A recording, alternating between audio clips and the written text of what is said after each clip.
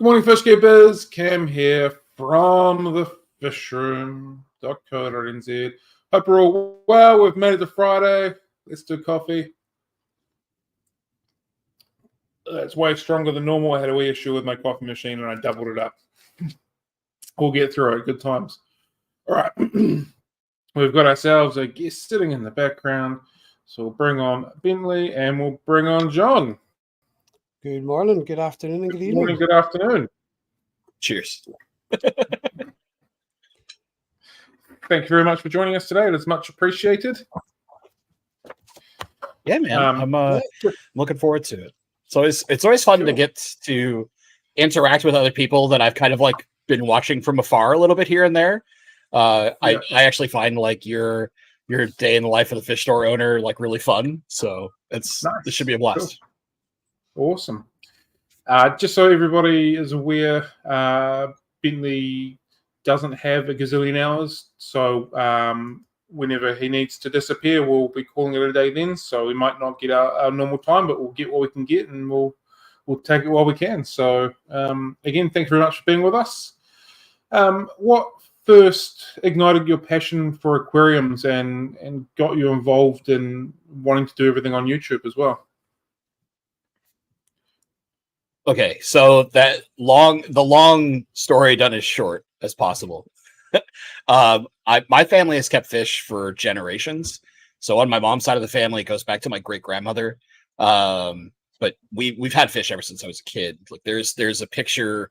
I don't think I've put it on the internet yet, but like my uncle holding me as a little baby with my parents in the background, staring at like a 125 or 150 gallon fish tank that was in our front living room for a long time. So I've been into fish ever since I was little. I stopped keeping fish in college, mostly because they had a tank blow apart and I was too poor to afford a replacement, with me and my cousin living together. And then I got back into fish keeping in 2016, during a period of time when I was like, I finally became a homeowner, had space to have fish tanks again instead of like not having that space whatsoever. And YouTube, man, I was watching random stuff on YouTube, got suggested a video from a channel called The Green Machine, which sadly no longer exists, but was a fantastic channel in store for a while. And the cat, I'm sorry. We'll get interrupted by my dog at some point, I'm sure. But I watched a couple of videos from them and I was like, I miss having fish. And away we go.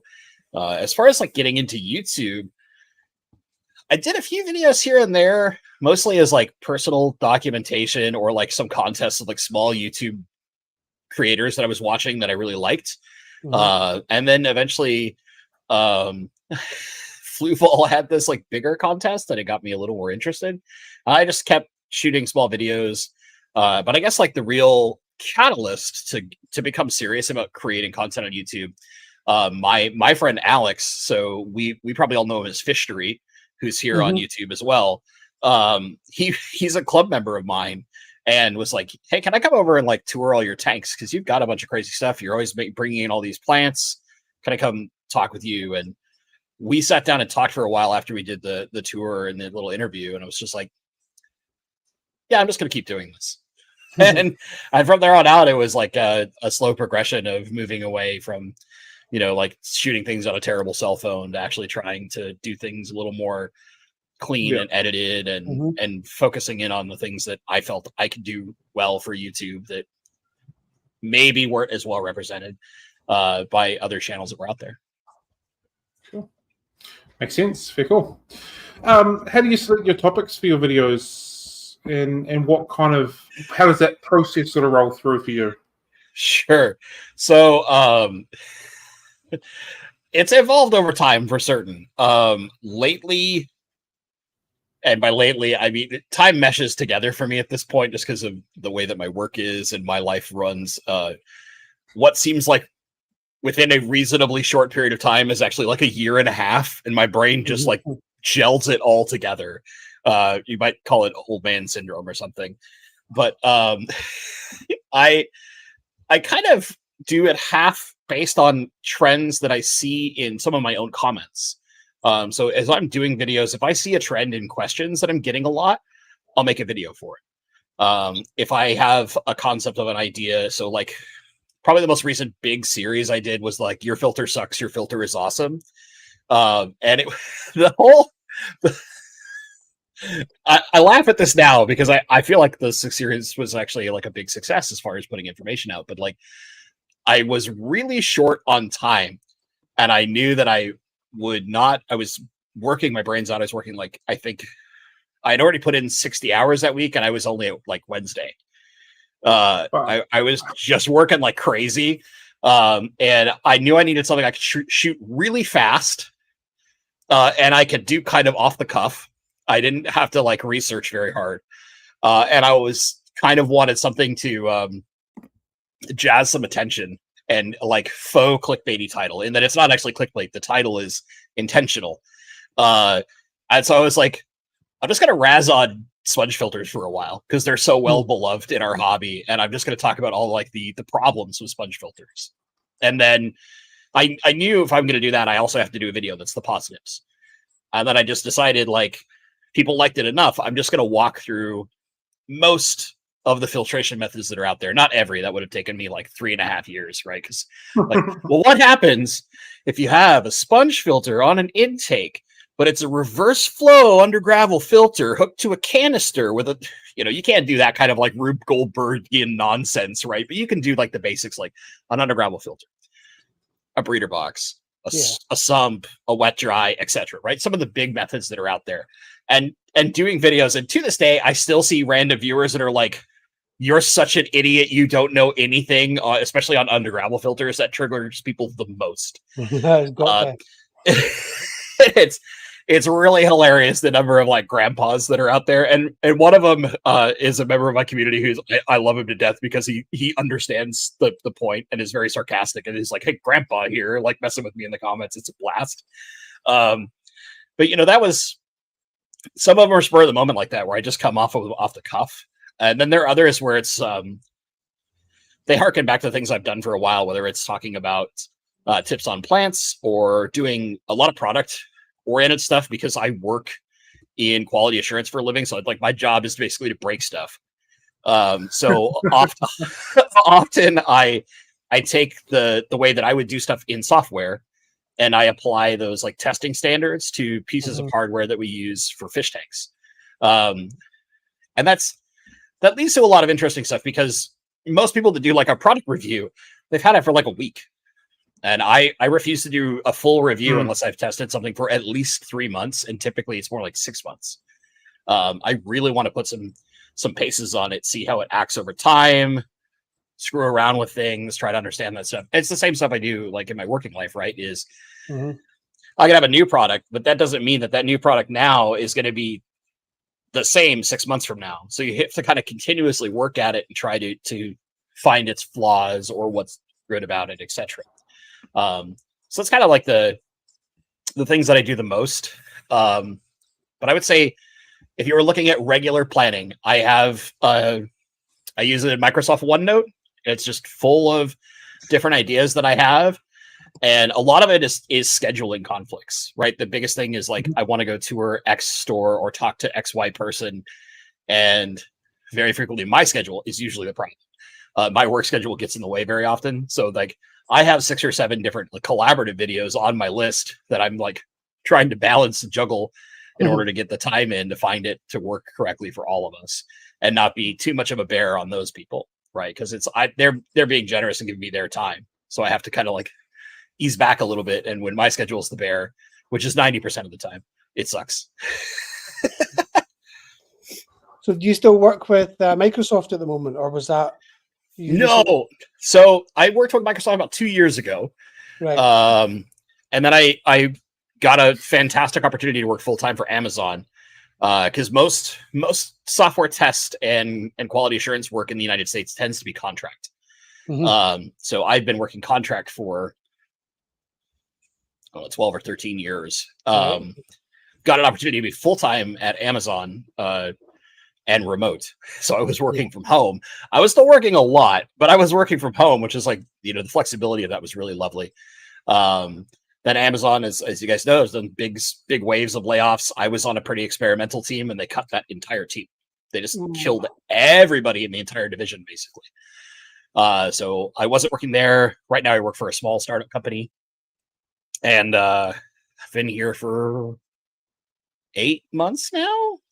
Yeah, but I can't talk about a lot of what I do.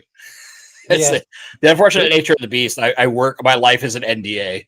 Like almost every day of my life is a non-disclosure agreement. It was even worse when I was at Microsoft because I worked on a project for a government body. Leave it at that. We'll leave it at that. There's a lot of public information. There's a lot of public information about the project I was on, but there's so many like crazy standards and things that I had to be really careful of because they basically treat it like you would have to treat the same thing, even though it's software, basically, and tech. I had to treat it like I was transporting like a nuclear missile. Wow. You had to treat it the same as you would like military grades weaponry. It's just like, okay, life got real crazy. It's pretty intense. Yeah. You've just mentioned under gravel filters before. Yeah. Are they quite a big thing over there? Because they've essentially died out over here in New Zealand, and they are almost impossible to find brand new now. So it's interesting because you can still easily get them, but as far as being a popular filtration method, no. Right. I think more people have converted to things like sponge filters or powered filtration, but the people who have been using them for a long time, and this is why I made a joke in my videos about it. If you're the grandpa that's still using under gravel, it's because they know why they're good, right? There are lots of positives to under gravel filtration, and if you're using them correctly, they're incredible, right? But a lot of people look at them, and there is a reasonable amount of false information out there, and I intentionally played on that in my negative video, although some people didn't get that joke. But what do you do, right? The internet, you can only control so much.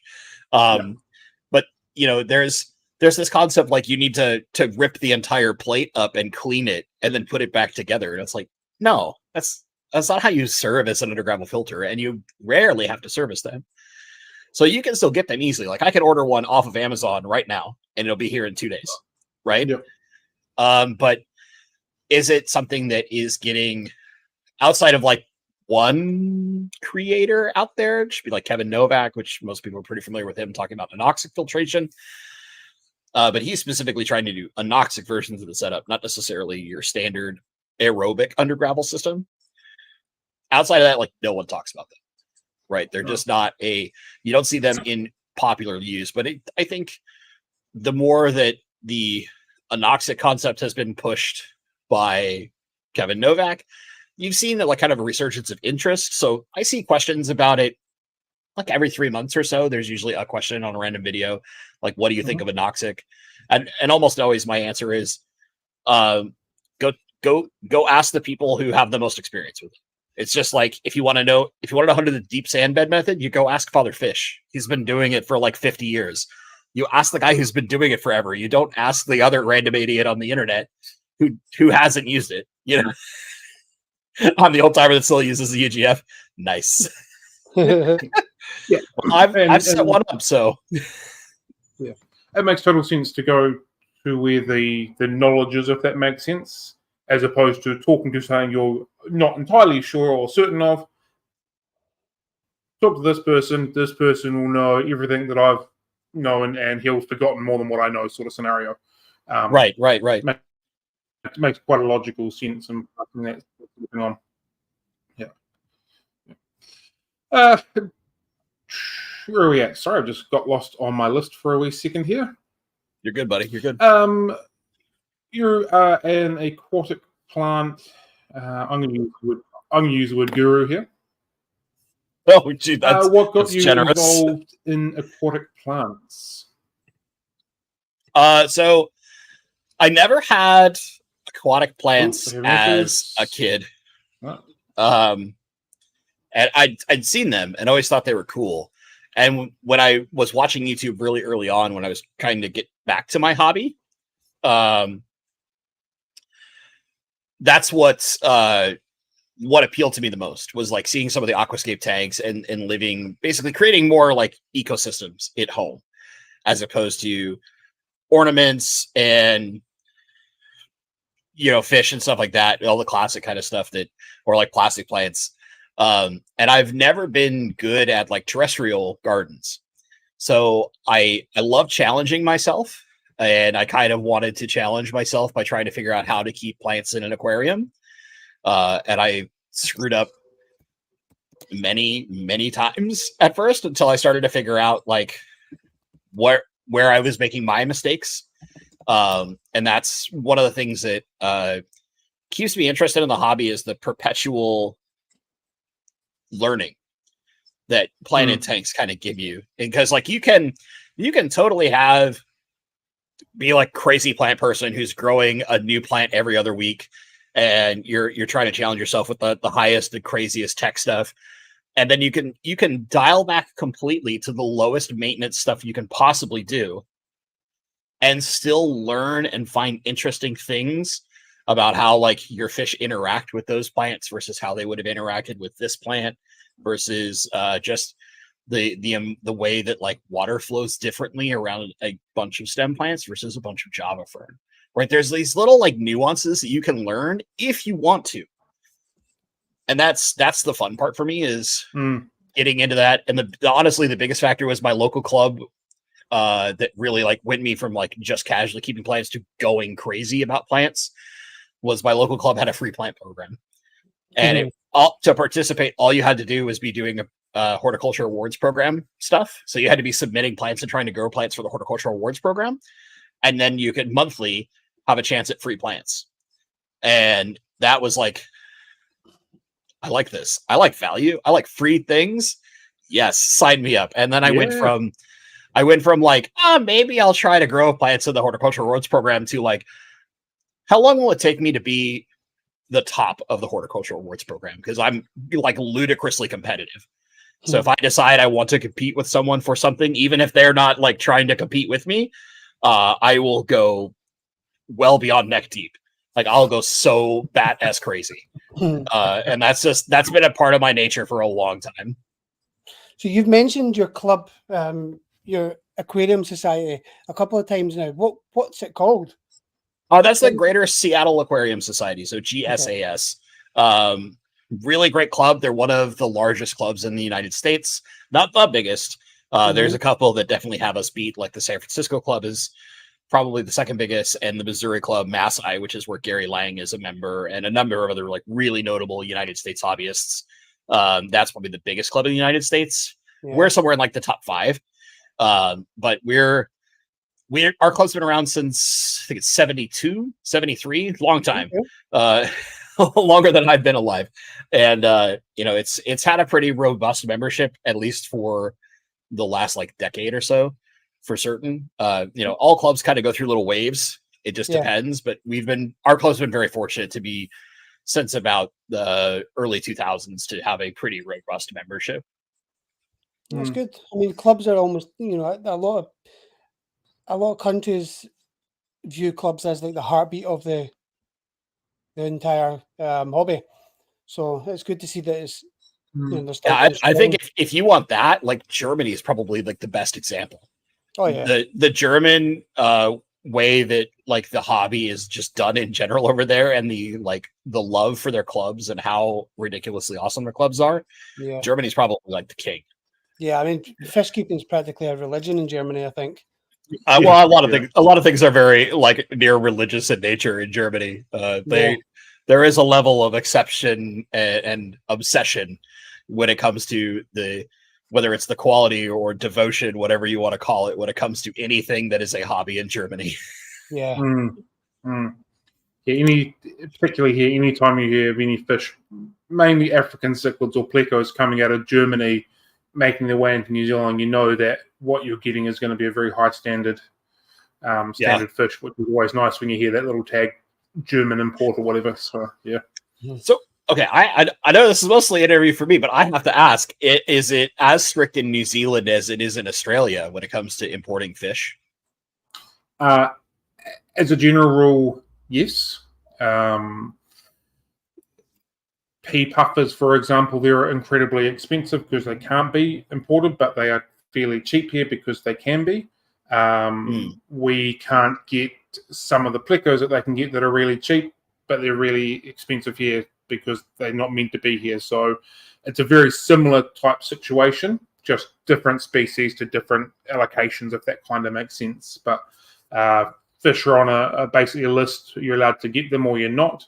Then they go through a 6 to 8 week quarantine facility. Was there only, I think, 4 or 5 commercial ones in New Zealand, and then they get divvied out throughout the country to the retailers.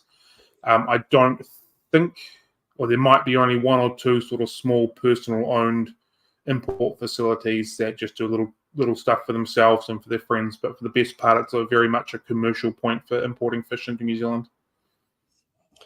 The UK is pretty much a free-for-all. We can get almost anything because our waters are so cold that anything tropical will never survive. So, yeah, we can get snakeheads, bass, anything, crayfish, all the funny stuff that Cam can't get.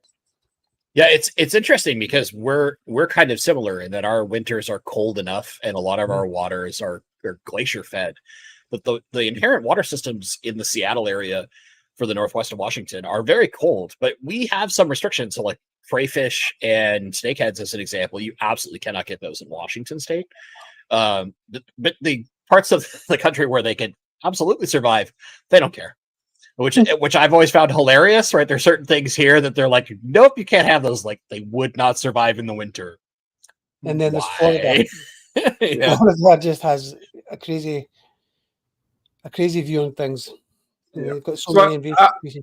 Arguably, the vast majority of tropical fish won't survive in New Zealand because it's a similar climate. Like, it's getting cold at the moment. It's not very long till there's snow on the hills, and like it's genuinely cold. So the vast majority are not going to survive. There's obviously a concern that some will, and there is warmer parts of the country. But the real issue is that our native fish are going to get devastated from predators. Basically, that's the main concern. Even if they smash them out over the space of one summer, that's enough to ruin our conservation. And because New Zealand's so isolated, we've got it pretty good for not having intruders and pests and stuff come through. So our border controls are very tight. We're not connected to anything. Literally, you've got to fly here, a boat here. So that's why it's so strict, which is absolutely makes sense. So yeah. I had to ask because I have some Australian fans that will all the time tell me like, oh yeah, but not in Australia, and they'll tell me some of the crazy restrictions or like how ludicrously expensive certain aquarium products are. Like my favorite light, right, the Fluval 3.0 plant light is like insanely expensive in Australia. I imagine it's pretty similar for you guys too. Where like here, it's just minorly expensive here compared to some of the cheap Chinese stuff you could get. Yeah. I've been on my rep to get the Fluval Light series in for nearly 3 years, and there is still no Fluval Light series here. So yeah. Wow. Were you going to say something, John? Just when we're talking about fish imports, I always find it funny because I'll start talking about fish species and then Cam will be like, yeah, but we don't get them here. We don't get them here. And I've currently just got one aquarium at home and it's full of cherry shrimp. And, I'm proud of this colony of yellow cherry shrimp that I've got, but it's not worth even showing to Cam because they can't get shrimps. They can't even get cherry shrimps. So really? You guys don't get neocaradinas? Nope. No shrimp. So saltwater shrimp are here. And there is some native shrimp, but they don't adapt to aquarium life at all very well. And that is pretty much it. No shrimp whatsoever. That's fascinating. They are rumored to be here. I haven't seen them myself. I don't know anyone personally that's got them, but they are rumored to be here. Interesting. I mean, like I can't keep shrimp because I keep rainbow fish, and they just look at them as like delightful snacks. Yeah. So, you know, I can keep them for a week or so, and then watch my wallet cry every time I need to buy more shrimp, or I could just not keep them and call it a day. Yeah, it's fair. Yeah, we don't have any. Fire away, John. Just before I was going to say, just before we start getting back into the questions again, there's a question from Michelle that we could have maybe just jumped on before we got started again. But if you want to continue with what you were saying. I didn't see that. If you want to bring that far away. Here we go. What, in your opinion, has been the most impressive merge of technology with fish keeping products? That's a good question. I'll kind of blanket this in that it's really kind of a fledgling thing right now, and where it can go has not been explored yet. And that's the level of like application control of things like lighting. Mm-hmm. You know, like a lot of people will look at something like an Apex controller and some of that stuff, but those are like really big and honestly like excessively expensive solutions that probably the Apex controller, is that when you can type in geographical locations? Or no? I think Apex allows you to do that, but like they're designed mostly for saltwater systems where they're controlling every piece of hardware on all your timers and all this kind of nonsense. And for what it does, it's way too expensive. If you were to ask me as somebody who works in the software industry primarily, but they have a cult following who just like are willing to burn thousands of dollars at a time, and I respect to that. But like if you look at something like Aqua Illumination, Chihiros, even Fluval, all these app controlled lights, like they are on the like the fledgling level of what can be really incredible. Because where they should take this, right, is they should be partnering with scientific organizations and being able to let you pull down lighting information and try to mimic lighting information of natural habitats. Mm-hmm. So if you want to keep Papuan rainbow fish and you want the light to mimic the natural seasonal cycle of Papua, they should be able to pull down that data and know it, because that data is widely available, and all you have to do is insert it. We had a guest, didn't we, Cam, who had developed a prototype that does just that. You can type in any location using GPS coordinates, and it does that. It mimics the lighting, the sunrise. It actually ties in with the daily sunrise off that location live. So you're getting the exact, if you wanted to. So it is out there, and I think it's just about out of the market fairly soon. Yeah, it will be nice if somebody does it in a way that can be adapted. The biggest problem is also that like most of your producers think very close-mindedly. They don't want to open up things like APIs. So like think about like the Aqua Illumination app or the Chihiros app or the Fluval Smart app, right? They don't want to open it up so that any user could build a secondary program that controls those lights, right? Even though the smart thing to do would be to be like, yeah, anyone can touch these. That way it's more likely to see more people adopt your hardware, because your app is not what makes you money. It's people buying your hardware, right? So what you should be doing is opening those pieces of technology up so that, you know, Jim Bob's lighting control system can control any light under the sun that is software controlled, whether it's via Bluetooth or Wi-Fi or however. And all you're doing is now you can plug in a program like that where it's like, I want to have the Great Barrier Reef.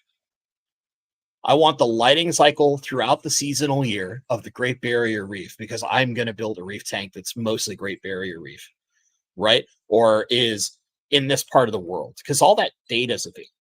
And we can easily find, and putting all that data in a database is trivial in the hands of the right person, right? That would be where I want to see the fledgling of this tech go. And if we started doing that, I think we could do some really, really cool, interesting experiments when it comes to what level of the fusion of technology and home aquariums can create, right? Because I think we could do a lot more interesting things, but there's risk too, right? You start pushing crazy high levels of light in a simple aquarium, and all of a sudden algae's everywhere and and all that kind of stuff. But for those that want to go that route, that's where I want to see the tech go. That's the most promising thing I'll put out there. That is the most interesting to me as a person that works in the software space. Yeah, I'm thinking of benefits of that for people that like to biotope and to ridiculously mimic what they're doing, and for potentially any light cycling for spawning fish that people are struggling with that might need these little triggers from lights and circular things of suns and moons to make that work. That would be quite intense for just those two elements of it there alone, let alone anything else that goes with it. Yeah, and if you think about it, right, is that you can start getting to a point of, okay, that's the first piece. Now, if you integrate probes like you would with an Apex controller system, and you're monitoring your water, well, you can measure things like the level of tannins in your water. And if you're trying to do the Rio Negro black water system, you could have alerts on your phone to be like, hey, you're slipping below this level of ppm of tannins in your water. You should add extra botanicals to your system. It's time to do your maintenance and add new botanicals, right? Like, there is so much that we could do to make things simple for us as hobbyists. And there are plenty of people are gonna be like, I don't want another app, and that's fine. You go old school, you do it whatever way you want. But for those of us who want that kind of stuff that makes life a little easier, especially people who like some level of automation but still want to be hands-on with our tanks, there's so much potential to build something really, really incredible. And I hope to see it. That would be built in Alexa. Well, no, not necessarily Alexa. We don't want to get into the service that listens to you at all times, whether you want it to or not. But you know, if you're just recording like simple water chemistry data, that's a little better. You mentioned before the horticultural awards with your club. Can you? Yeah. I've never heard of one of them before. Can you explain how that works a little bit? I'm just trying to get my head around that from like 15 minutes ago. Yeah, sure. It's pretty simple. So, my club and a lot of other clubs have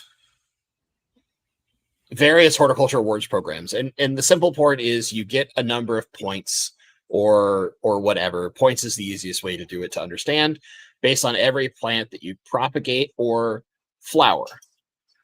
And the more difficult plants are worth more points. So something like duckweed, not going to be worth a lot of points. It's pretty easy to propagate duckweed. That's a shame. I can grow that. But if you're trying to propagate something like one of the Aponogetans, where you literally have to cross-pollinate flowers in order to get seed, in order to then propagate them, those are worth a lot of points, right? And then as you submit points, you just go up levels, and eventually you're going to get some kind of certificate that basically says, hey, you've achieved what we consider to be a master aquatic horticulturalist, or something along those lines.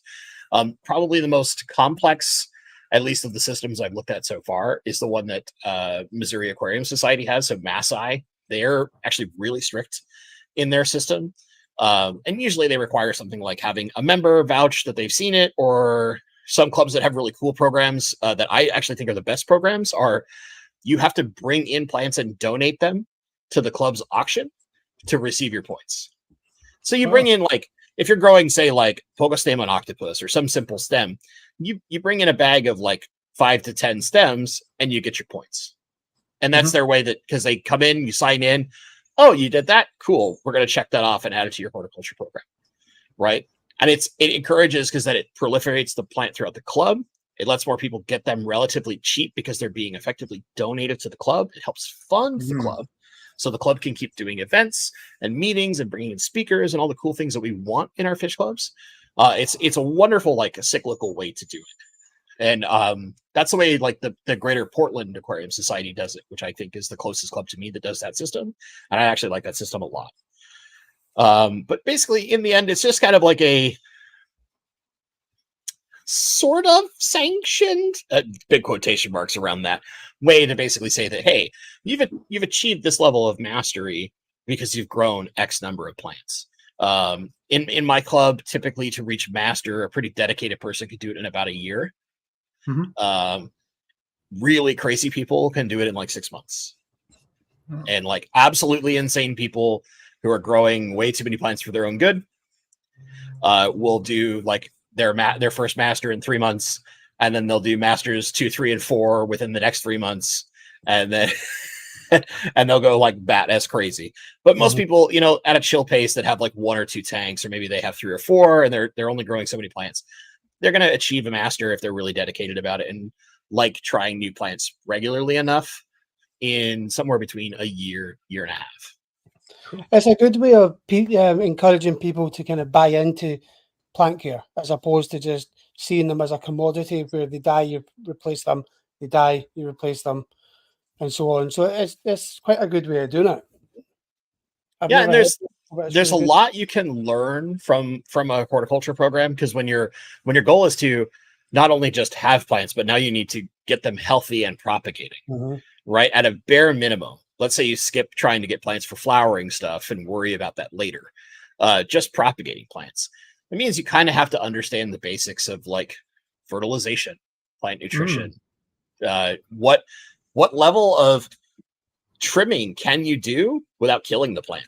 What's the healthy way to trim a plant to where it keeps propagating over and over again, versus where can you, with certain plants, like an example that I would give that's pretty popular, Stargine repens, right? Pretty popular carpeting plant. A lot of people love that plant. I love that plant. If you trim it back too far, you kill it. It'll just go, it will never grow new leaves, even though it has leaves at the top, like you would treat any other stem. It will go dormant and stop growing. And if you do it to enough of them, you'll kill all of them. And they'll just never continue to grow. They'll just stay in basically stasis. And you'll need, effectively speaking, brand new plants to start over to get them to grow again. Wow. How did you discover that?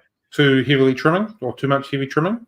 Did it myself. Yeah. It was a really popular plant. So when I was going really crazy with plants for a while, I was selling a lot of plants, and I wasn't working nearly as many hours as I do nowadays. So part of my like side income, side hustle, whatever you want to call it, the way that I afforded my hobby was I just sold plants every weekend. I was constantly selling plants to people. And Stargine repens was really popular because people would see this big, beautiful carpet of Stargine repens in one of my big display tanks and be like, I want that. How hard is that? It's like, it's not. Medium light, no CO2, just good substrate. You'll be fine.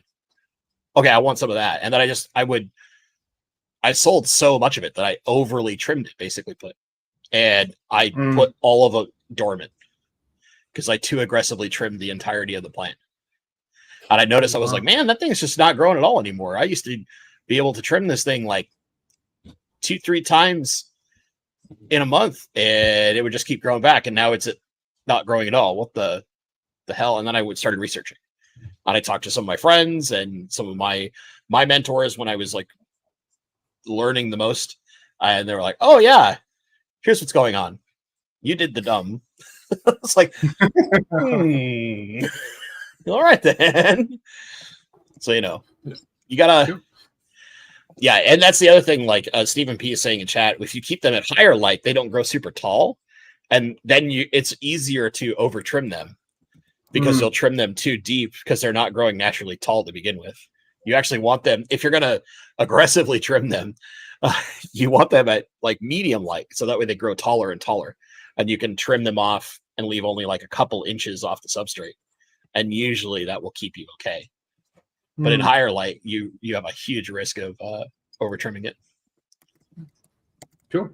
Well, not so much cool because obviously you don't want to over trim it. But yeah, the idea of that horticulture system sounds ridiculously cool and very rewarding for anyone who is interested and gets a little bit further into that as well, as opposed to, like John said, just buying and then dying and replacing. It's keeping them going. I think that's a fantastic option.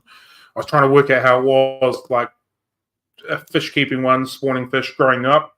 Could see that happening, but how the plants, and as soon as you said, reproducing them or getting them to seed or flower, of course, that's the most logical way that you're going to continue that program. Yeah, I mean, it's basically the plant version of a breeder awards program. It's just for those who have more of a green thumb than the ability to raise baby fish. It's their jam. We'd find this interesting thing in our club, because our club is pretty big, where you have a group of people who basically are just dedicated plant people. They keep fish, but they never breed them.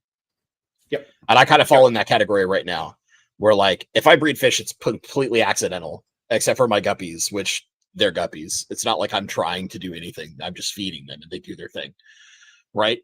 And then you have people that are like super dedicated breeders, almost no plant stuff. And a great example there would be like somebody on the internet who's kind of famous because of Aquarium Co-op, Master Breeder D, right?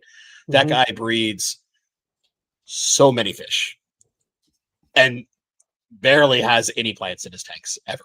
It's tiny amounts. He's very old school, relatively sterile tanks with just hordes of baby fish. And then there's this like rare intersection.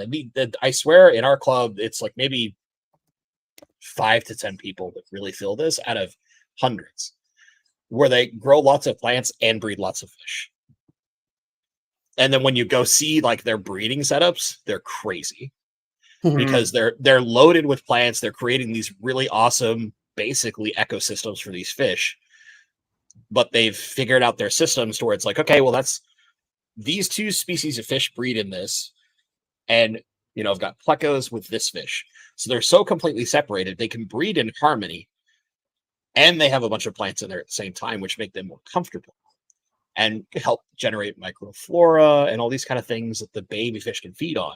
It's like these genius systems where when you see them in person, you're like, okay, balancing all this has got to be a little bit of a headache.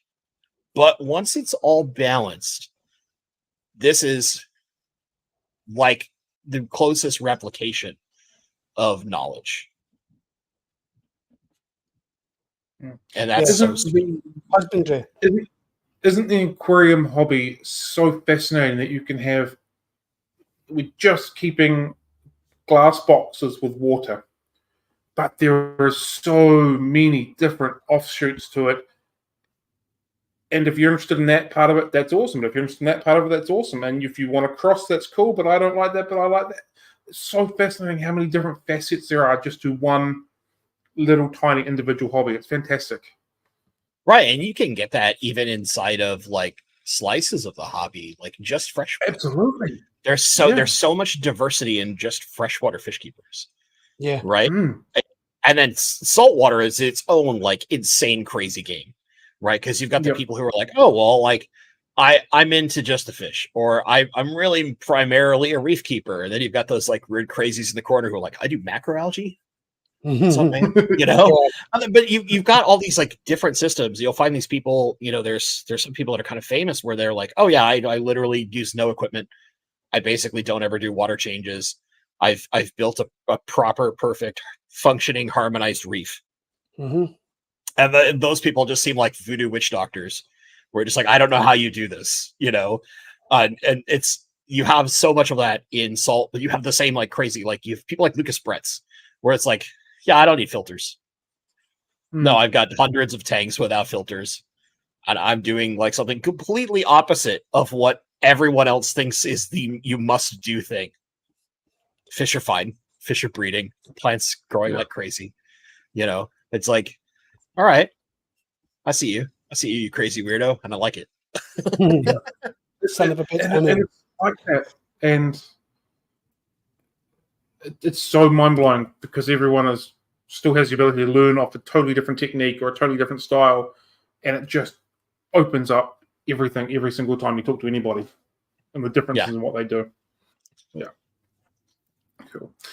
Can you discuss some of the challenges that you've had with aquatic plants? Obviously, you've discussed how you are trimming your ribbons a little bit too low, but any other things you've discovered or things you've kind of noticed in your plant growing journey? Sure. I think one of the biggest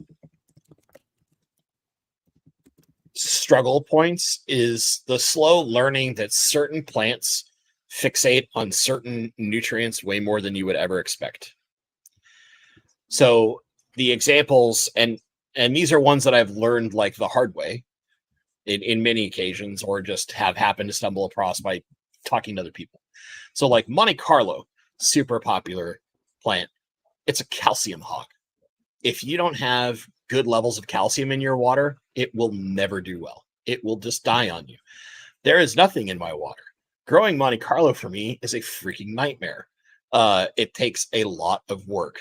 And usually I cannot get it to fully carbonate because of the amount of calcium it needs and how little calcium is typically in my water. And I have found that for me personally, whenever I think I've added enough like crushed coral to buffer for it, it's never enough. It's never been enough to where I'm then getting my water into a boundary of mineral hardness that the other plants I like to keep stop being as happy, right? So it's like I play this like weird game every time I've tried to grow it. Crypts in general love iron. Even the non-red ones, they need lots of iron. So you typically need to supplement iron, and for them, because they're a root feeder, you want it at their roots. So you want to have extra iron present in the substrate. Most people don't think about that. Or like Java fern, notorious for being a potassium hog. So like learning these little things where like certain plants really love a really specific mineral, right? Mm-hmm. And then other than that, and they'll exhibit weird things if they're deficient in that otherwise might not seem like that type of deficiency. You can have plants that look like they have a nitrogen deficiency, and nope, that's actually like right on the verge of too little potassium for that particular plant before it starts getting holes in its leaves, and then it would tell you, oh, that's a potassium deficiency, right? So there's little tricky hangups like that. There's also plants where like this plant literally cannot possibly grow in hard water, and like cannot possibly most of the time, like 99%. Some people can figure things out, but like Syngonanthus as an example, more commonly known as like Taninas, they're a soft water plant. Soft water with CO2, or they'll almost never grow for you. Whereas you can have, there's types of Val that are now effectively speaking native to like Tanganyika that can handle like 9 pH and don't care. Mm-hmm. Right? Where like, and you can bring them to very soft water tanks, and that particular species, even though it's the same Vallisneria, big quotation marks, as what we know as jungle val in the Americas, it will just die on you because over time it's gotten used to being in that hard water environment. Same plant, exact same species. So sometimes you'll get like people that, if they really know their stuff, they will sell high pH Vallisneria so that oh, that's the Tanganyika native version that loves hard water. Great. I'm trying to do my like cichlid tank. That's the one plant I can keep. Yeah. There's little like tricky things like that I think are some of the biggest. You kind of hit these like plateaus, I feel like, in plants where it's like you hit that initial learning curve and then you kind of figure out the basics and you can have a lot of success, but you'll struggle with certain things. And then there's kind of understanding and mastering like where light and CO2 can matter for those that want to up their game. And then there's like all the hangups of individual plant species and how weird they can be, because everything has something weird based on its the environment we originally harvested it from. But we've been growing them in farms immersed. And now we're trying to keep them if completely flooded in a tank, which is not how they grow in nature. They're almost never completely submerged, right? Most of our aquatic plants are usually exposed to the atmosphere at some level. Very rarely are they fully submerged 100% of the time. Yeah. So we're trying to fight them in their seasonal natures because they look pretty underwater. And there's all sorts of little tricks and hang-ups to certain plants here and there that like you just learn over time. But that's usually like the biggest, for me at least, was the biggest hurdle, slowly learning some of those things and then learning how to identify them in newer plants too. because some plants are just like certain levels of extra hard. My example would be like Ludwigia tornado. I've tried to keep this plant 4 or 5 different times. I've never had success with it. It's a super cool plant if you do it right. I can't do it right yet, but one day I will figure it out and I will get it down. Where is it? I love it. Sorry, with that plant, what is it that goes wrong with that plant? Like, where are you falling short on it? So my guesses, semi-educated guesses at this point, are it really does need higher CO2 and higher light than I tend to push in most of my tanks. Okay. Now I have plenty of tanks that get a reasonable amount of light.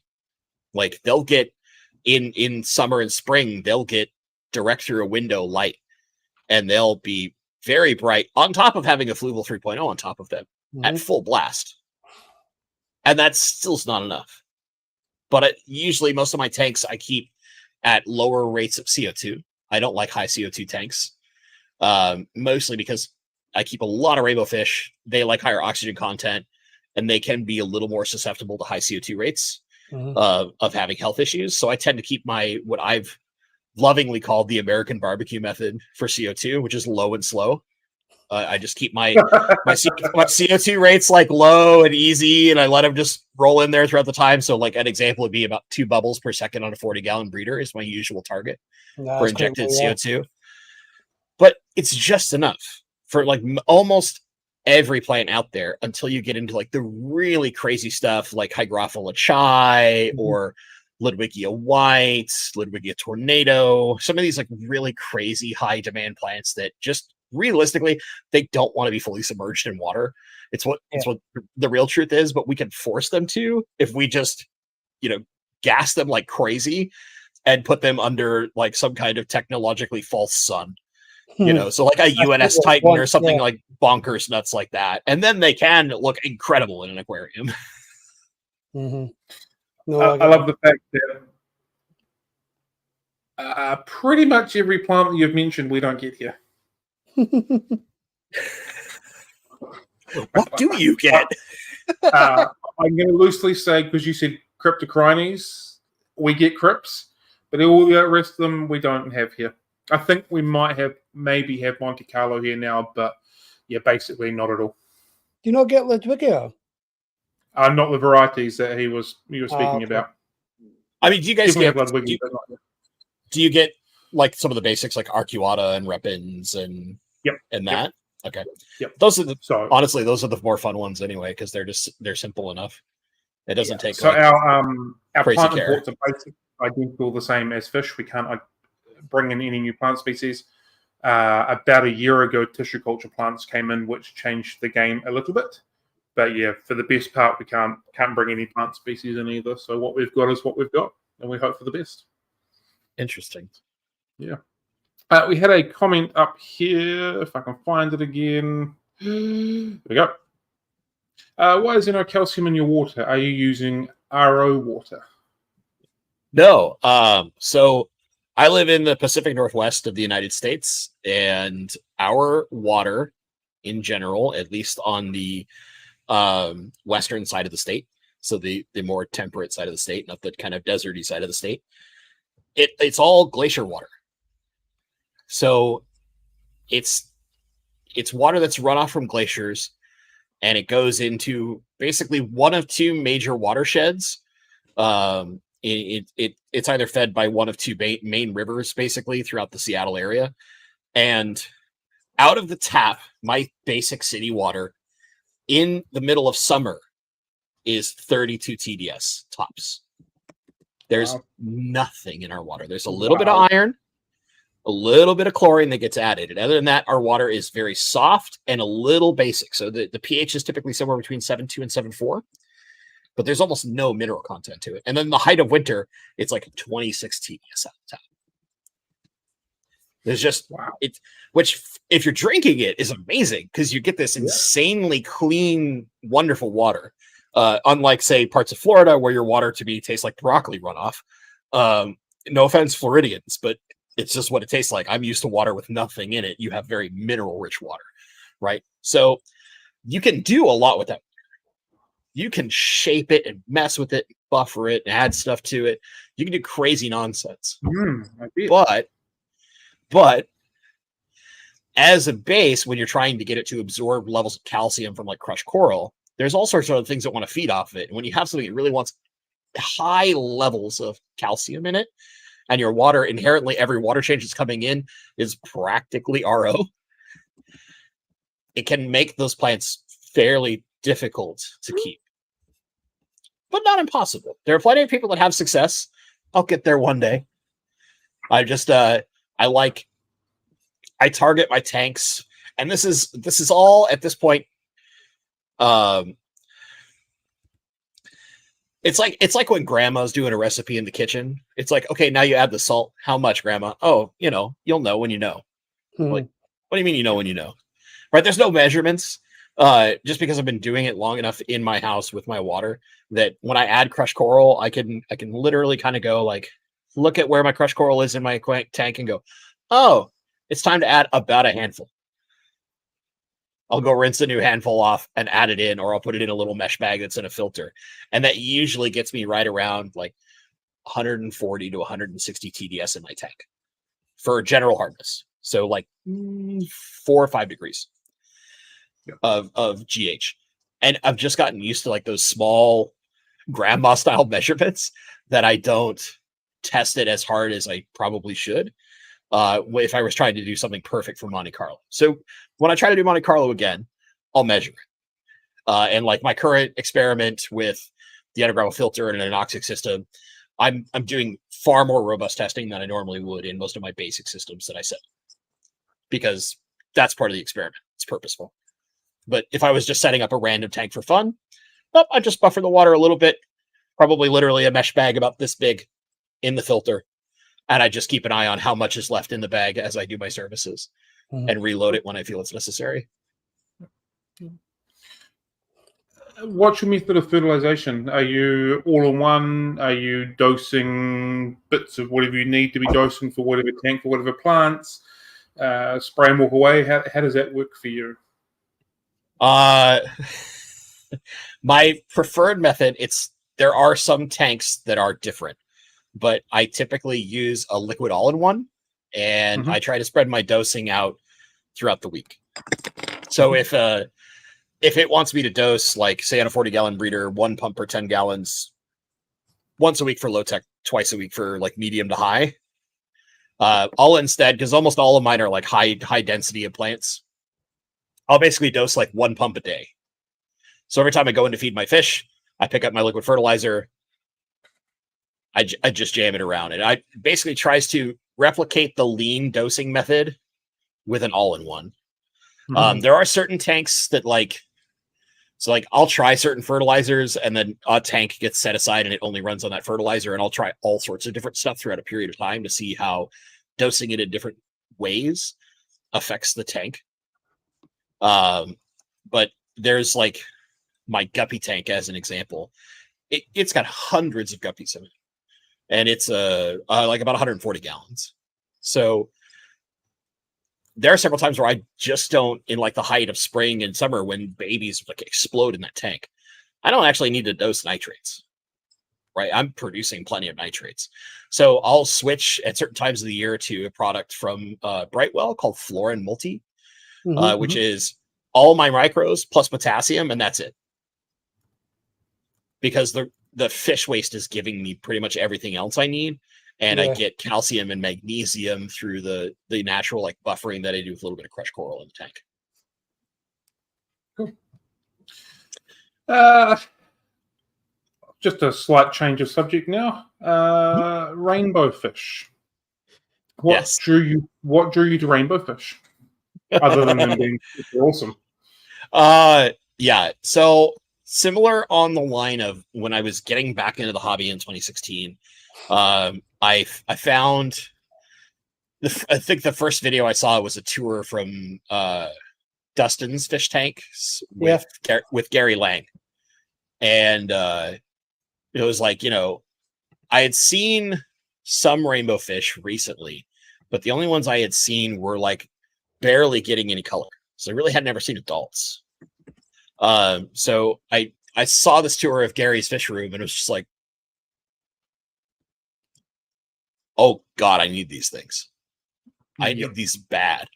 And originally, like I now call it my retirement tank, but my first display tank, which is a 135 gallon, it's kind of an older tank that's downstairs in my parlor. I don't know. It's a weird living room, not living room, because we don't use it for a living room, but it clearly was meant to be a living room in my house when this house was built. And I was originally going to fill it with just like neon tetras and danios and that kind of stuff, because that's what I was really into as a kid. I love small schooling fish. But then I saw rainbows and I was like, big, colorful, likes plants, likes big tanks, huh? Have I got a tank for these things? So I didn't have any fish in the tank yet. I was still running through cycling it. So I started going to my local quotation marks fish store. They're not the closest store to me, but I was going to Aquarium Co-op back when they were a young fledgling store, back in the days before everybody knew who Corey was, right? And I talked to the manager at the time who was there, because that was when Corey was like really starting to grow his business quite a bit. It was really focused on the YouTube aspect. It was like, hey, how often do you guys get rainbow fish in? And it was like, oh, we bring them in every once in a while. Is there something specific you're looking for? And I was just like, well, yeah, Bozeman eye, but kind of any of them. I was like, okay. And I think something like 2 or 3 weeks later, they gave me a call, one of the employees that I talked to quite a lot there. And she was like, hey, we just had somebody who has to move, and they brought in all of their adult rainbows from their like community rainbow tank. And they're in our quarantine room, and they're going to be in quarantine for about a week. I know you've been looking for rainbows. I bet you could probably work a deal out with the store manager if you want to come check them out. And so I came down, I think like the next day, and they had something like 20 rainbow fish that were all adult size in this small for what they need, but the biggest quarantine tank they had in the room. And I was sitting there watching them. There's just a few Bozeman eye and some turquoise and a couple of this and of that and this. It was definitely a Noah's Ark style, like rainbow fish community. And just talked to the manager. I was like, okay, are these just going to sell at your like assorted rainbow price? And he's like, yeah, basically. I was like, do me a deal if I buy all of them in one shot. He was like, yeah, we can do that. And I was like, okay, what's the deal? And he was like, half price. Well, it was like, done, ring me up. It's like, do you want them to finish coming out of quarantine? I was like, no, just bag them up. I'll take them home. Cool. I'll quarantine them. There's no fish in that tank. They'll be fine. And so I went from no rainbow fish to this big community of rainbow fish pretty fast. And the more that I would come home, I was working for Oculus at the time. And I would just come home after going through hell traffic, because Seattle area's traffic is abysmal. I had this recliner set up in that room, and I had that tank over on this side of me on my right side. I'd just sit in my recliner and kind of turn and watch them. And within easily 20 minutes of getting home, I would like fall asleep. And my roommate at the time would like come probably an hour later and be like, hey, yeah, I got dinner done. Do you want to come eat dinner? And I'm like, yep, I'm just gonna feed the fish. I'd go have dinner, and then I'd come back and I'd sit in there in the evening and I'd just sit and watch them. And the more that I watched them, the more I was like, yeah, I think this is literally the only fish I'm gonna keep. I love these things, and I just want to learn more and more about them. And I went from I'm gonna have small schooling rainbows to I'm a dedicated rainbow fish zealot in a very, very narrow window of time, all because of about 3 videos on the internet. Rainbows are a very incredible fish. From a retailing point of view, it's really hard to sell them because they're grey, drab, and boring. Give them 6 months, give them a year. They are such a beautiful fish. The best example that I've seen, and unfortunately the staff member that was keeping this going at this store near me, they have a big display tank. And what they did is they would get adults of each of the species they were selling. and they put them in this big, beautiful, like Red Sea reefer that was converted into freshwater. Mm-hmm. So that when people would ask, what is this fish? Or they would be like, or they'd look at the other one, they'd be like, all these silverfish look the same. They'd be like, oh, come over here. And I'll let you see them as adults so you know what they're going to turn into. And then you can pick the ones you want based on what they look like as adults. Yeah. And like that's really clever to do that. Really clever. This store went from keeping like 3 or 4 species of rainbows to keeping like 30. Nice. They basically converted their entire saltwater section into rainbow fish. And they sell them like crazy. When they had like the rainbow fish enthusiast staff members who were really good about teaching people about them, how to keep them. And I think it's the best method I've seen for a store to sell that particular, just because rainbows are, like you said, right? They stay a gray minnow for so long, but then they hit like 9 months to a year old, and all of a sudden it's like showtime. And they're the coolest fish you're probably ever going to see, unless you're really dedicated into some of the very colorful cichlids, like you're really into Africans, you're that person who's like, I love the thing that looks like a brown potato and doesn't move for 3 weeks at a time. I was talking like ambush puffers, right? The true immovable potato. But yeah, I mean, like, there's plenty of cool plecos out there. There's lots of cool plecos. Sorry, I'm used to getting a lot of shit from a couple of other people about being very interested in plecos, and that is very much a line that would go for a nice little jab straight after that one. What I love about plecos is when you get them really happy, right? And they feel very safe.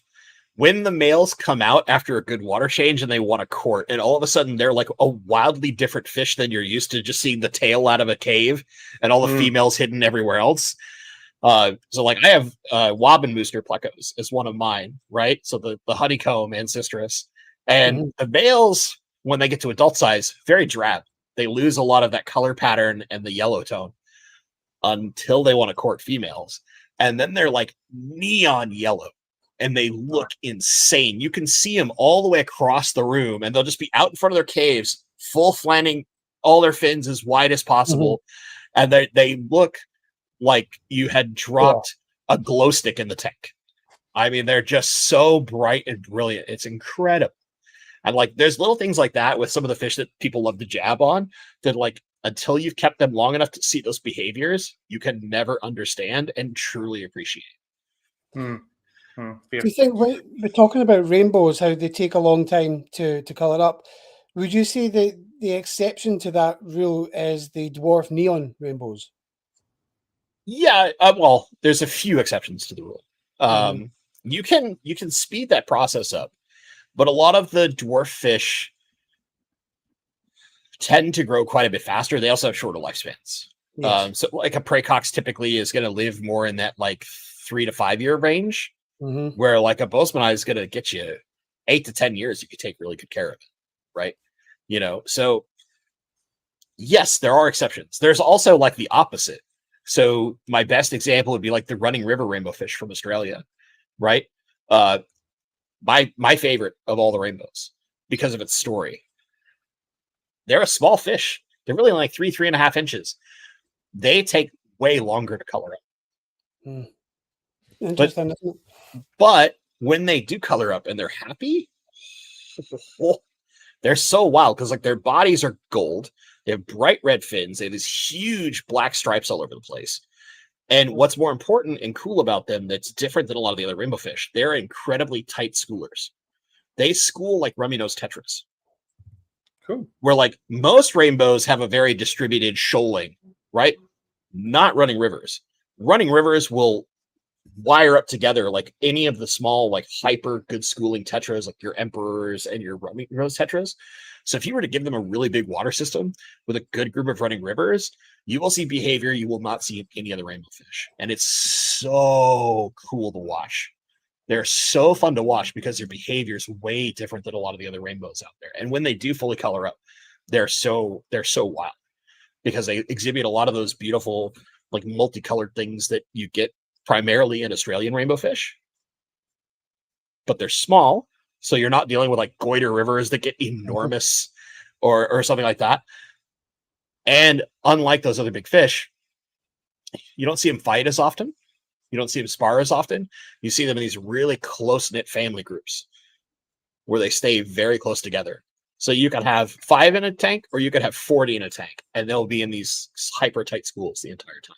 It's Did you find that they have like awesome an to alpha? watch. Oh yeah, absolutely. You absolutely have 1 or 2 males that are usually the most colorful and largest in body size. But you don't see them. Some of the other rainbow fish species, they will pick on the smaller males a lot, and they're not like hurting them, but they're letting them know, like, get out of here. You're not spawning anytime soon. You don't see that behavior with running rivers. They act more like guardians, where they'll be the ones that are up front, and the rest of the school sits behind them if you're near the glass. It's really cool to watch. Cool. Sounds very, very cool to watch. Unfortunately, another species we don't have here, but that's okay. Bosmani rainbow fish. Mm-hmm.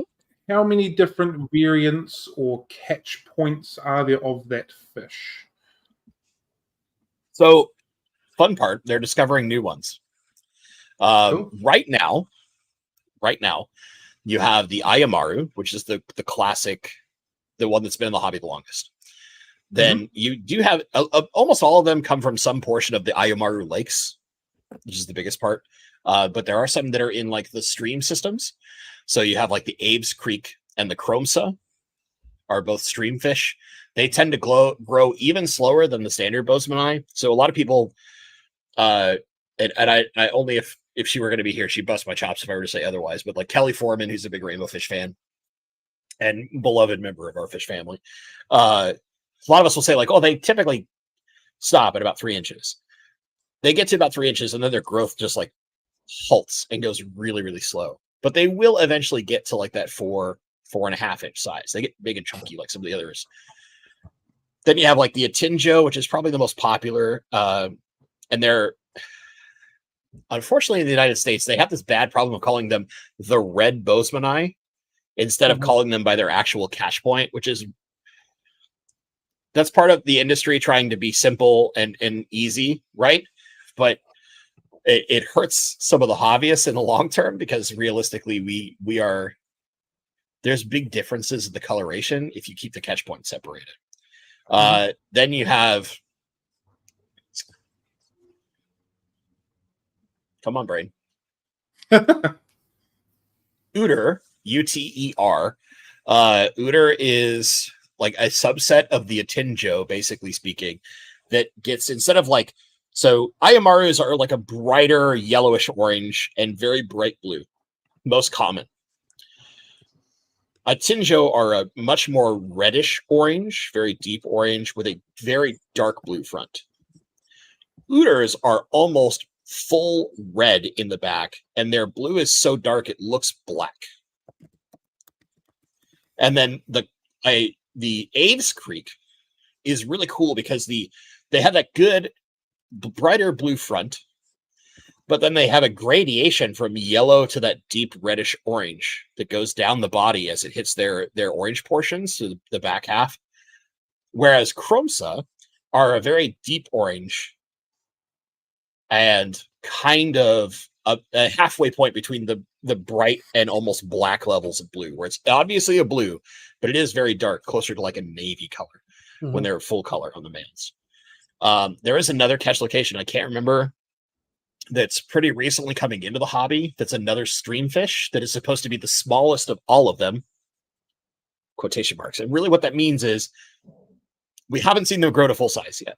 We just know that they've hit the point where they've slowed their growing a lot. And they're going to grow very, very slow from there on out, unless they're in probably a really big water system and fed crazy heavy. But they seem to almost find, every time Gary goes out, they seem to almost find a new species of fish, and every couple of trips they find a new Bozeman of some form. Wow. Because there's all these small water systems, just because of the way that Papua New Guinea and Papua are formed, where it isolates portions of the species, and over time they've evolved small changes in their coloration, but their genetics are, effectively speaking, the same. They look like a Bozeman eye. But there's some small, whether it's dietary or whatever it is, where there's small alterations in how their coloration is exhibited or their size and things like this. Because like the Ayamaru, a proper Ayamaru can get 5.5 inches. They can get big, big for a rainbow fish, right? And then like the Chromsas, I think the biggest ones that we know of in captivity are only 3.5 inches for full adult males. And those males are like 8 years old in Germany. Wow. But there's almost none of them in the United States. Getting a Chromsa in the United States is like impossible. They're only in Europe. So John, I need you to get me some Chromsas. Okay. Just go hassle those crazy Germans. You'll find them. Yeah. Yeah. There was a guy, he's retired from the hobby now, but Alex, his name was, I can't remember. He used to do a lot of work with rainbow fish, and he was renowned in the UK for like the man for rainbow fish.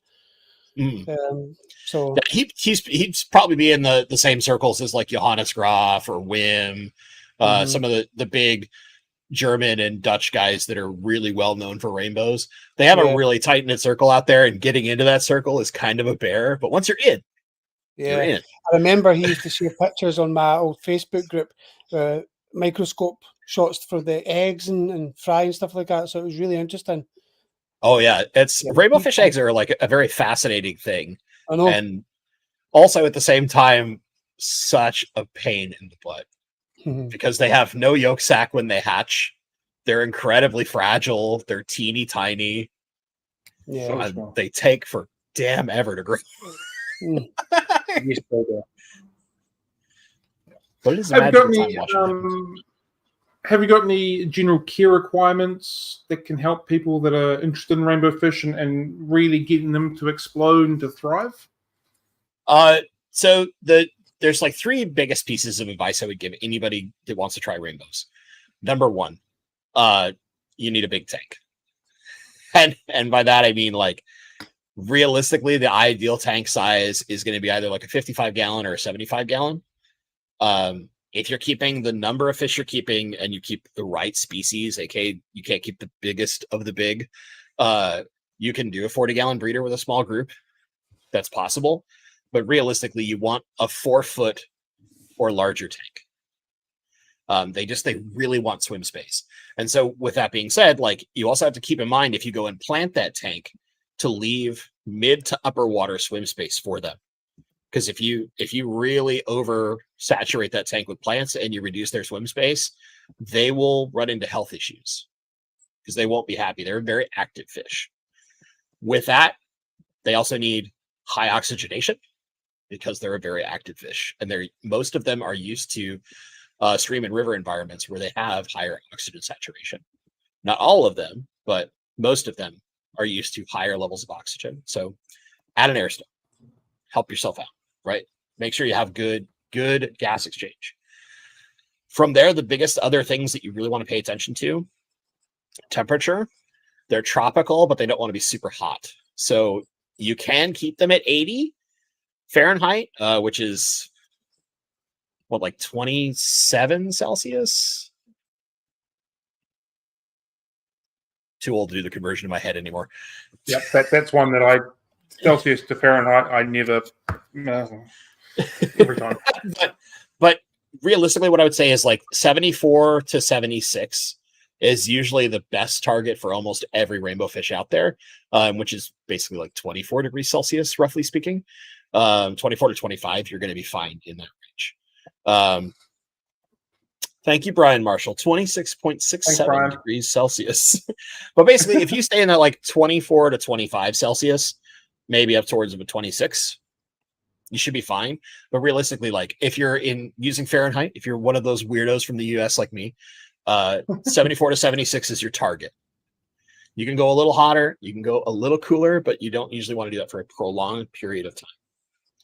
And with that, like I said, temperature, swim space, oxygen.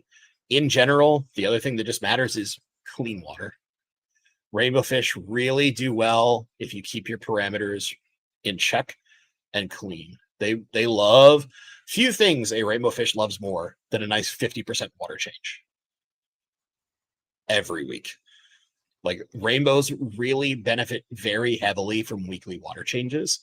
And if you are trying to do less raw water changes because you have some kind of limitation on the amount of water you can use or whatever, maybe you're only doing with buckets, so it's really hard to change that 125 gallon 50% every week, right?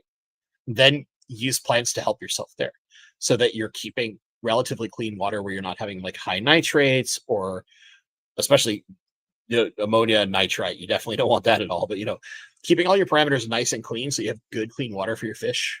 That's one of the big things for rainbows. And beyond that, just let them do their thing. They eat really healthily. Don't put them with fish that are super shy, because those fish will never eat. The rainbows will eat everything. You could feed them 5 times a day and they would still act like they've never been fed. They have little bottomless piggy stomachs, but just don't feed them that much because they will practically kill themselves. They're that dumb. And the last thing, rainbows jump. Rainbows, as Gary likes to say, rainbows bump and rainbows jump. So if you can, darken the back of your tank and even the sides. Dark substrate, that's going to help get the best color showing, and also prevent them from being idiots and ramming into the glass and like banging up their noses all the time. And then have lids, because they're dumb. They will try to fly out of the water to get the food you're feeding them. And then you've got to go chase a rainbow. I just saw my wife in chat. I'll tell you this story. We were feeding the fish, and my wife went in to look right before we were going to leave for the day. We were going to see some friends. And all of a sudden I hear this noise, and my wife like kind of lets out a little scream. She's like, "Honey, one of the fish jumped out of the tank."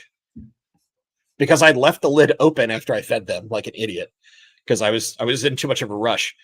And I just was like, "Okay, put it back in the tank." She's like, "What?" I'm like, "Just pick it up with your hands and put it back in the tank." She's like, so I had to like run around the corner and come over to the tank because I was around the hall, and I literally just scooped up the fish in my hands and went blunk, closed the lid. Like, "He'll be fine. Just put him back in the water." She's like, "I'm sorry, I panicked." I'm like, "It's okay, honey. Thank you for letting me know the dumb fish jumped out of the tank." And I had one fish 3 days in a row fly out like a missile. What's that?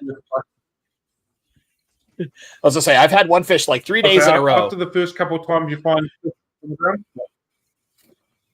Yeah. It's one of those things where you're good. It's one of those things where I think I know where you're going. Is like you make that mistake a couple of times, and then you're like, "I'm getting a lid on this thing because I'm not losing another one." Right? I've had some fish, literally the same fish, the same male, missile out of a tank 3 days in a row while I was waiting for a lid to show up off of Amazon. Because for some reason, this fish that had grown up in this tank and had been in there for like 6 months, just for 1 week, was, for some reason, I don't even know why, was really skitchy and skittish. And now never had a problem with him ever since. Could probably go to not having that lid. Fish would probably be fine. I haven't seen him panic, run all over the tank ever again. And I don't know what spooked him. I have no clue. But I've seen him fly past my face 2 out of 3 days in a row trying to feed him. And I was just like, "Yep, okay, put feed, move over to this tank." Son of a... Come back over here, you idiot. Like flying halfway across the room. I set up a small, I thought it was a fluval edge years ago, and I got some nice Moscow black guppies, and it was a really simplistic, minimalistic tank. I thought it was really cool. And they'd done nothing but jump out that water. Don't know why. I've never had guppies do that, but they just jumped. I've seen every single one of them jump, and none of them died. They didn't do it when I wasn't there. I wasn't losing any. They were just, I don't know what was going on, like a puppy when you come home from work. Your Moscows have the same problem that a bala shark when I was in college had. So the last tank I had in college, we had a Jack Dempsey cichlid in it, because this is my cousin worked at a Petco, and he wanted to keep big angry cichlids, but not too big. He didn't want to go like dove eyes, so we wanted a Jack Dempsey. And he'd got some bala sharks. He's like, "Oh, these grow fast and they get big. They'll probably be safe." Only one got allowed to survive with the Dempsey, because the Dempsey was a real mean fish for its early life. But then the one that lived was its like best friend. And any fish that ever tried to mess with that bala shark would get beat the heck up by the Dempsey and put in the corner, which is kind of hilarious to watch. This bala shark, because we were too poor to afford a lid on our 55-gallon bow front that we had.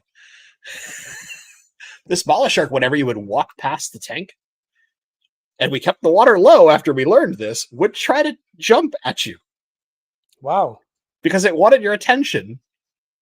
So that this bala shark had like suicide leaped out of this tank onto a slate floor for months at a time, almost every time someone walked past, especially if you hadn't fed the tank that day yet. If you had fed the tank, a little less likely to happen, but if you hadn't fed the tank quite yet, it's more likely to jump out. So we started keeping the water level lower to try and prevent this fish from jumping out.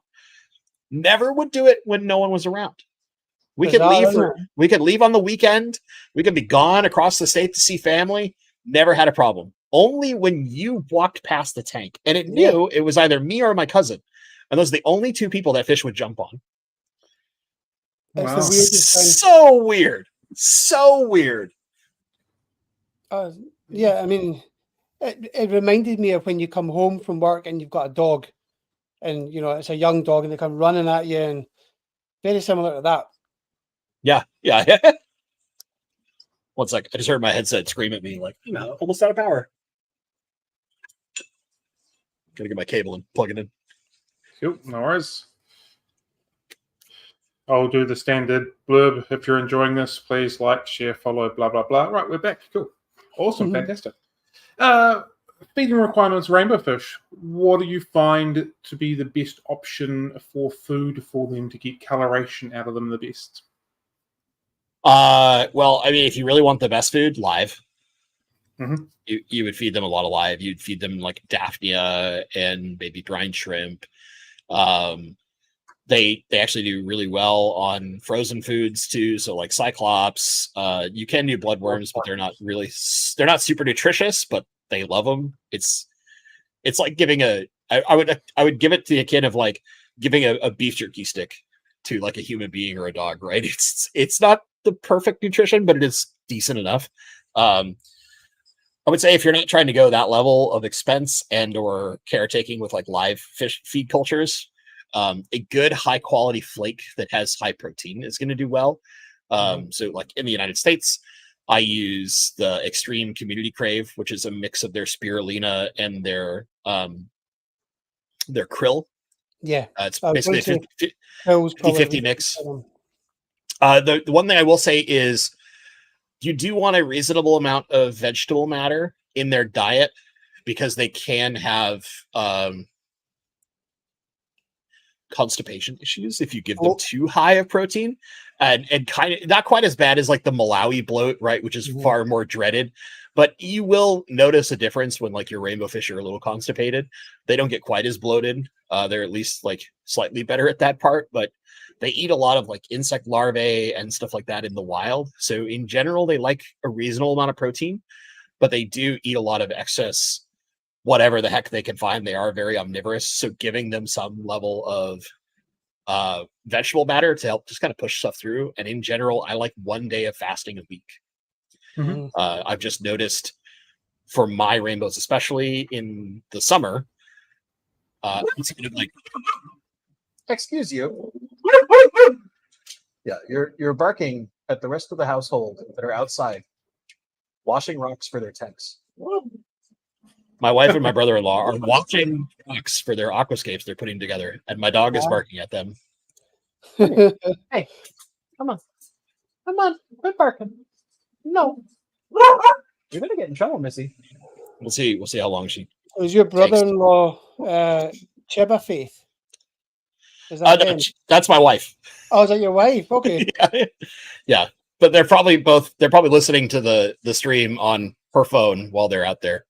But yeah, no, my brother-in-law, his brother-in-law James, but his I can't remember what his YouTube name is because I don't think he's ever watched any of the streams.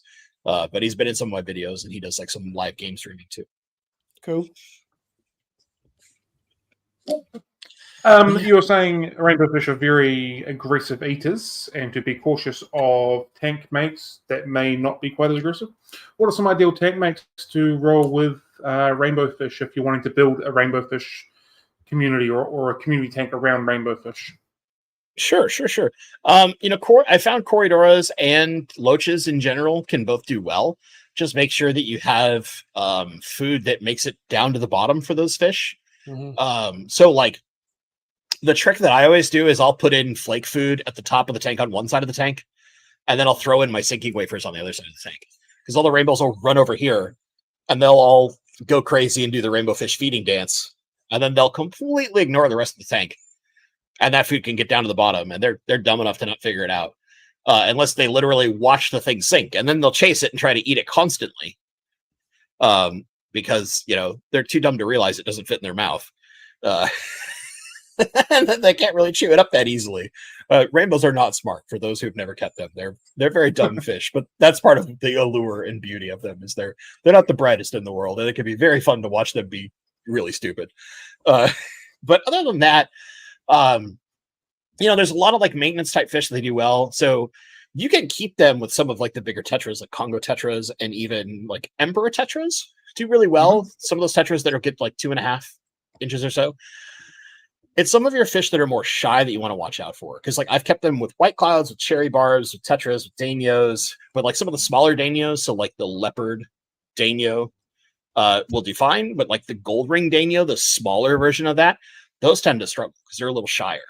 You wouldn't want to keep them with like celestial pearl danios as an example, because they're a more shy fish. Some gouramis can actually struggle. Some of the smaller ones, the big boys won't care. They might freak the rainbows out when they're like reaching out with their feelers, going like, "Hey, what are you?"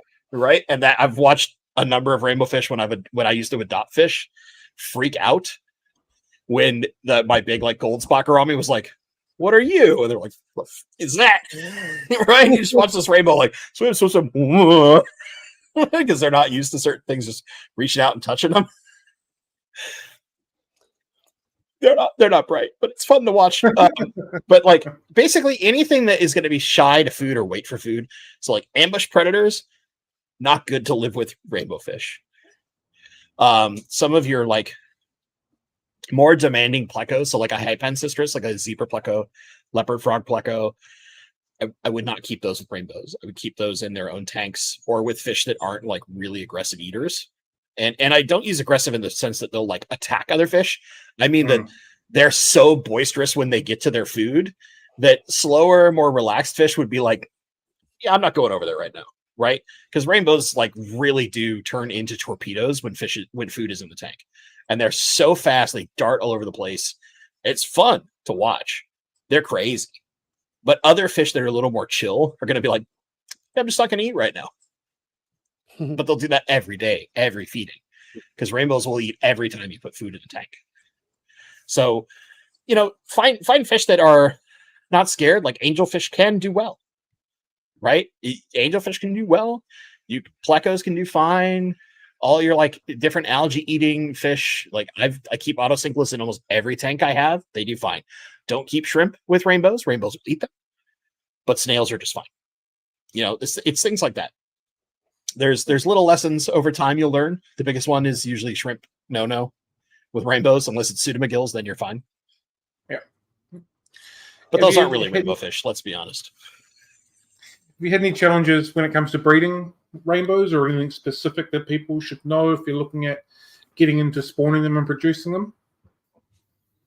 Rainbows will spawn every day when they're happy and healthy. They are vigorous members of the fish society.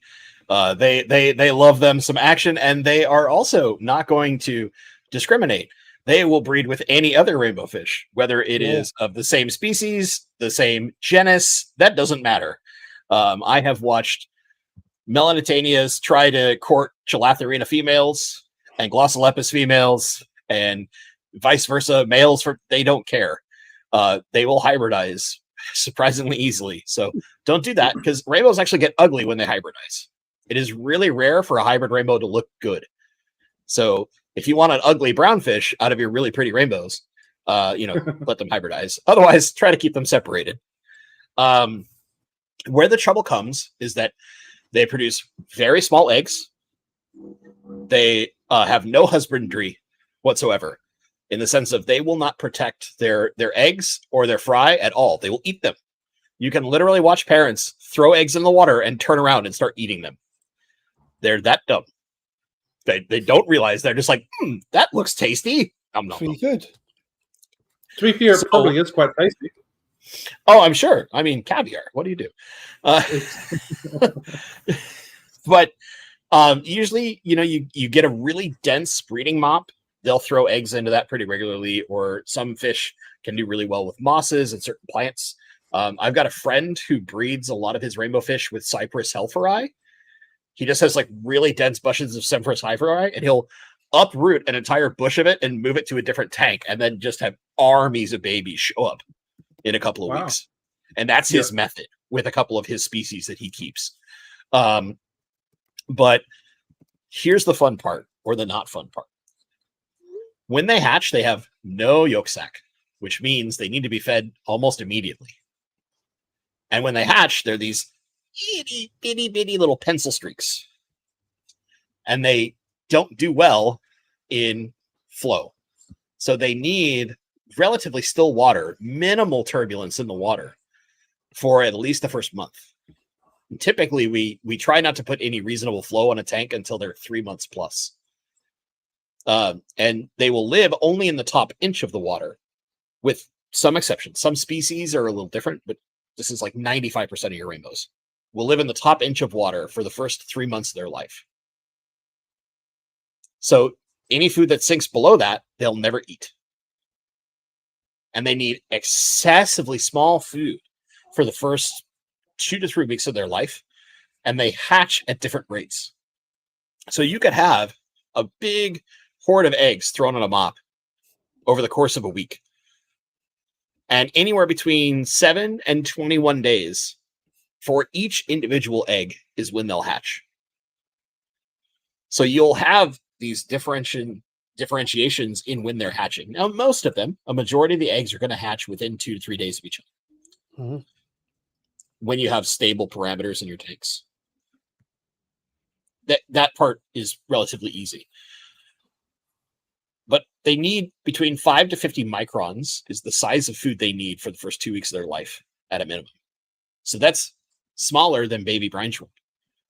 Freshly hatched live baby brine are too big for baby rainbow fish.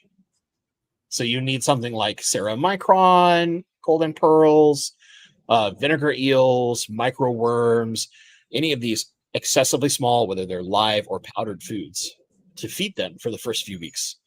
And then you can get to like live baby brine and things like that, which is like the most optimal food for baby rainbows, because when it's moving around the water system, they can chase it more, and it's more likely to stay in their feeding zone, or encourage them to get outside of that zone and explore the rest of the tank, which is one of the big ones. And that's how you can get them to stop living in that top inch of water, is some of your live foods. I wasn't aware that they had such a variant in hatch time per egg. What do you think causes that, or why that is? So I haven't dug that deep into that part. I just have taken the advice from almost every rainbow fish super nerd I know, which is, like at this point, I'm very fortunate to like be on a close conversational basis with folks like Gary Lang, where I like have his phone number and can call him if I really need to. But most of the time we communicate via email. Like a lot of the big names that are in the US, I'm lucky enough to have been enough of a screaming internet idiot that they know of me and like me enough to want to communicate with me directly. But there's just something in the way that rainbow fish are. They have a relatively hard shell on their egg once it sets up within the first 24 hours. And it's just a matter of time of that fish getting effectively strong enough to break that shell.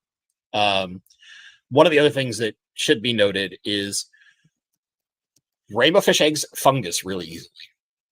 So in general, there's a couple of ways that we fight that.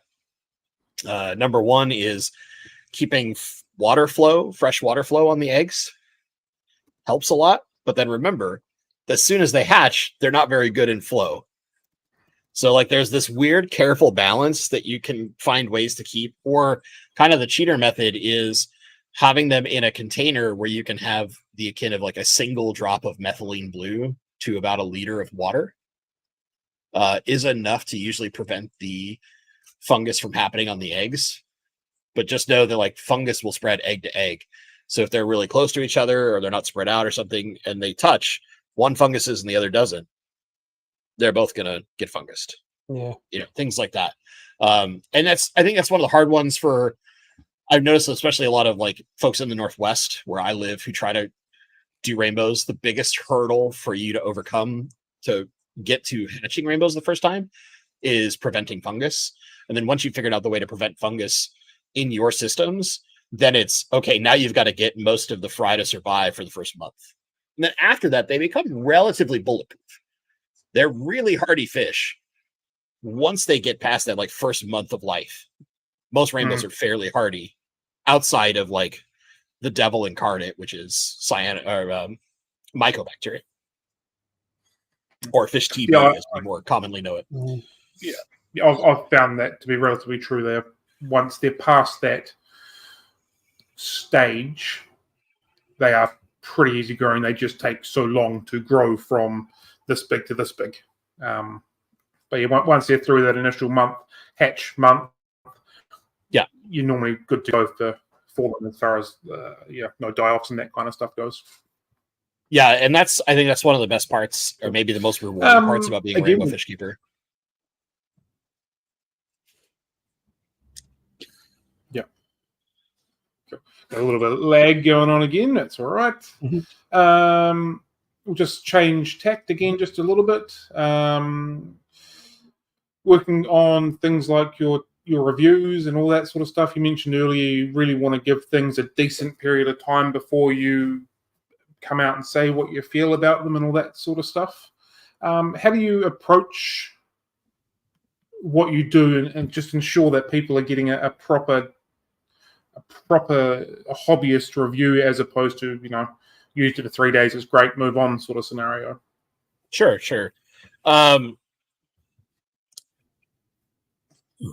Good question, because it's different item to item, right? Like I treat a filter differently than I treat a light. I definitely pay attention to things slightly differently. So, like as an example, if you're doing a heater, right? Certain heaters do really well in low flow, other ones do not. So, what's the first thing I'm going to test on any given heater? Different flow rates. I'll screw with the position of my filters.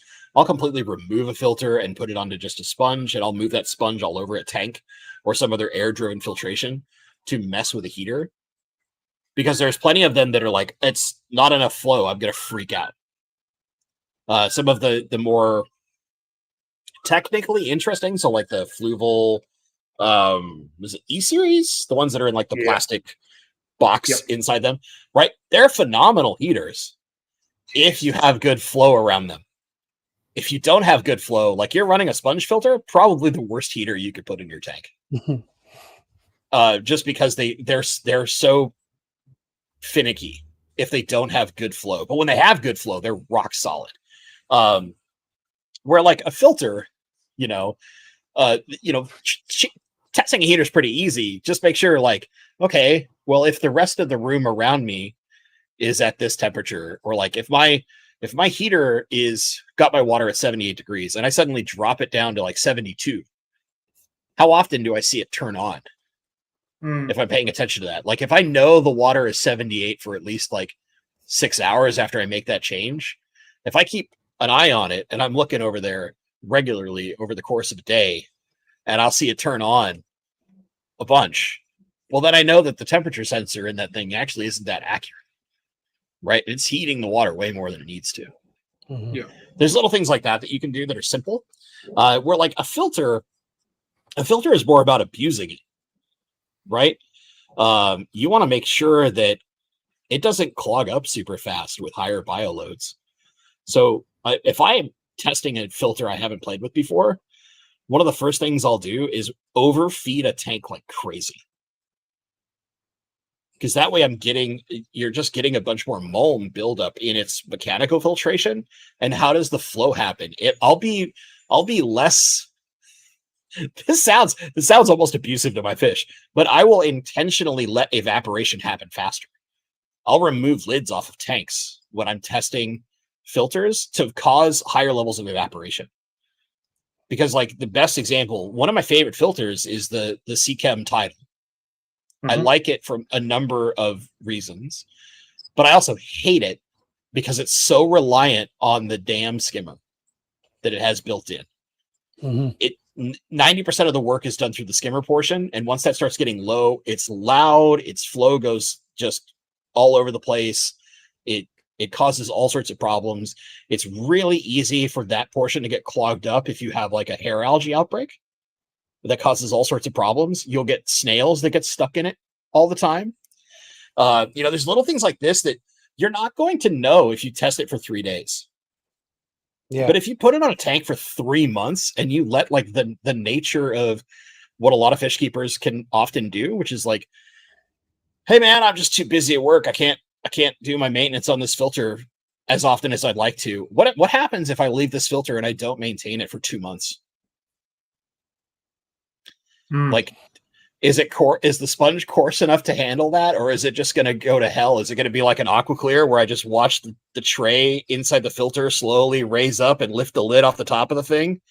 Like little things like this that you can observe over time with, I hate to say it this way, but intentional abuse of the tank. Yeah. And this is definitely like the software tester side of me that goes like, okay, how do I break this? What angle of attack can I take that will intentionally cause the system to be on the verge or completely fail?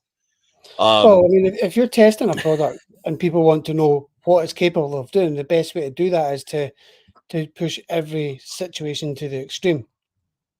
Right, exactly. And that's a lot of what I like to do. Whereas like lighting, right? Lighting, I'm looking for, how flexible is it? What happens when I put it on a Wi-Fi timer and it's just suddenly having its power turned off and on within some level of interval? Some lights that I've done testing on that like never saw a video for, an example would be I've literally unplugged the light for 3 months. And you're going to be like, how the hell does that test it? Let me explain. So I've done a fair amount of hardware testing as well. And one of the tests that you do in long-term hardware testing is trying to test how well and how resilient the capacitors are on any given circuit board. Because cheap capacitors, when they aren't given power for a long period of time and then suddenly are given power again, will fail on you. So if you remove power from a device for a month, 2 months, 3 months, and then you suddenly give it power again and make it run full tilt, you leave it on full blast, you never turn it off for 2-3 weeks straight, the capacitors can blow out and the whole thing can fail. Wow. There was a prototype light that I was sent from a company that happened to, and I'd unplugged it for a month, and I remember they were like, "Hey, what are your thoughts on this thing?" I was like, "Oh, I'm not done testing it." Like, yeah, well, what are you doing? Well, right now it's actually has no power and hasn't had power for 3 weeks. They're like, what? Huh? I'm like, I need you to trust me on this. Okay. And I like a month later, they checked back in. I was like, oh yeah, so I actually just powered it back on, and one of the capacitors blew. Like, what do you mean one of the capacitors blew? It's like the light just died after it got power back. It's like, your vendor is giving you too cheap of parts on the internal control boards, and one of the capacitors blew. They're like, how do you know this? I'm like, well, I worked in hardware testing. I've tested motherboards and all sorts of different microcomputers, and this is one of the things we do. I don't have a voltage meter, so I can't like play really crazy games with the power on it. I don't want to bring home a like $5,000 piece of hardware from my job, because they'll ask all sorts of questions if I do that. But this is like the like lowbrow cheap way for me to do similar testing. And there's stuff like that you can, if you want to go really crazy to test the quality of a piece of equipment, you could do those things. Is it necessary? Absolutely not. But there's going to be that occasion where somebody like has to move, doesn't set up their fish tank right away. The world gets in front of them. They're working a bunch, and they're like, "Oh, but I want to dig out that old light. It worked perfectly fine before." Yeah, that's a user scenario. Practical scenario, right? And there's weird stuff like that you can do, or just like testing it at different light intervals. An example would be a prototype. I'm far enough past my NDA now. I can talk about it. One of the early prototypes of the aquarium co-op light, if you put it down to under 20%, while you were dialing the dimmer down, when it had a rotatable dimmer switch on it, it would flicker at a specific spot every time. Every time you got to about like 14, 15%, it would just turn off and back on for a second at one of the percentage points. And it was just something they didn't notice because they typically were never bringing the light that low of power. So there's all sorts of like weird things you can do. Most of the lights nowadays are like pretty bulletproof, or they're so limited that it's hard to like break them in those ways. But there's always something, right? Some lights do not handle, like the Fluval is a great example, right? If it loses power for 15 seconds, it forgets what time of day it is. Yep. So it'll turn back on and go to its program, but it assumes it's midnight and starts at midnight. So you can't use it in conjunction with a Wi-Fi timer, as an example. Yeah, so if you lose power, I had an Interpet light with a Bluetooth controller that did the same thing. If it lost power, you had to reset the app and reconnect it all. If everything stayed powered, it was fine. But if you lost power, it would reset everything. Yeah, and that's the scarier scenario, right? Is it even forgets what its light settings were at. Yeah. The Fluvals at least like remember that part. They're good about that. They keep that in a more permanent memory. But effectively speaking, like for those who are computer nerds, their hard disk memory or their storage remembers the settings. But for understanding the time of day, that's kept in RAM. That's kept in dynamic memory. So when it loses power, it purges. Right? So it's permanent memory remembers, oh, I've got this setting and I'm programmed to this. But the time of day to trigger all of those settings is kept in dynamic memory and get purged the second it loses power, effectively speaking. Wow. So there's you could do all sorts of crazy stuff. Now you could combine the app if you're clever enough and understand those things with a Wi-Fi timer, do some like really weird, crazy nonsense that you can't do in the app naturally. But do you really need that? Probably not. But it's good to know. Is there reviews that don't make to the light of YouTube, or do you review it and they all kind of go out into the world? How does that work for you? There's only one that has not made it out. And that was like a prototype thing that I technically wouldn't have reviewed in the first place because it was a prototype. But they had said like, oh, well, if you really like the prototype, we'd love you to like advertise for us. And it had a couple of, I'll consider them catastrophic failures. In that just from a user perspective, I felt like they were nothing I basically could not say anything positive about it. Wow. I gave the company a bunch of feedback. And they were like, okay, thank you. And I think they never really contacted me again. I think they reformulated whatever their product was, which really means they sourced a different line out of a Chinese company, because that's really what it was. It was just a source Chinese light that I didn't have to take super long to find it on like Alibaba or AliExpress. I think one of the two. Almost everything that I get from a company, if I accept it nowadays, I basically reject almost everything, just because I don't have the time or space to try like every random, and most of them are just knockoff cheap Chinese products. And it's just like, I don't want to advertise these to people. I don't want to put them out on the internet because they're cheap, terrible products.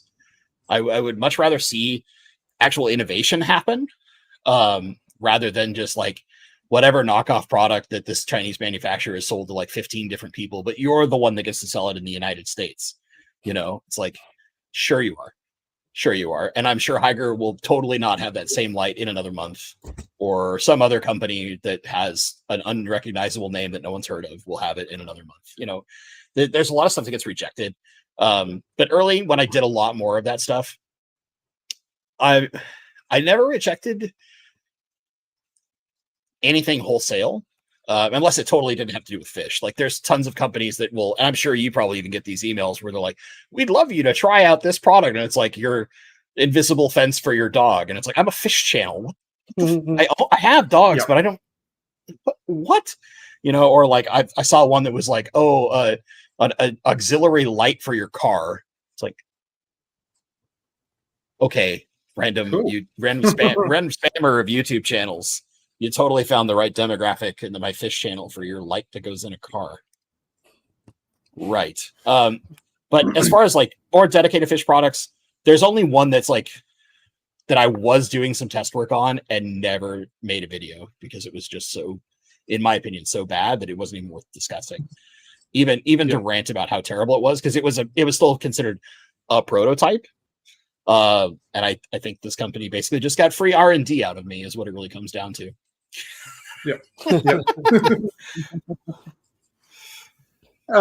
Has partnering with brands affected the content that you produce? Obviously, you just said you're not pretty much at all back now, but prior to that, you know, is there things that they make you or insist that you have to do, or how's that kind of wiggle for you? Sure. So I specifically don't take sponsorships.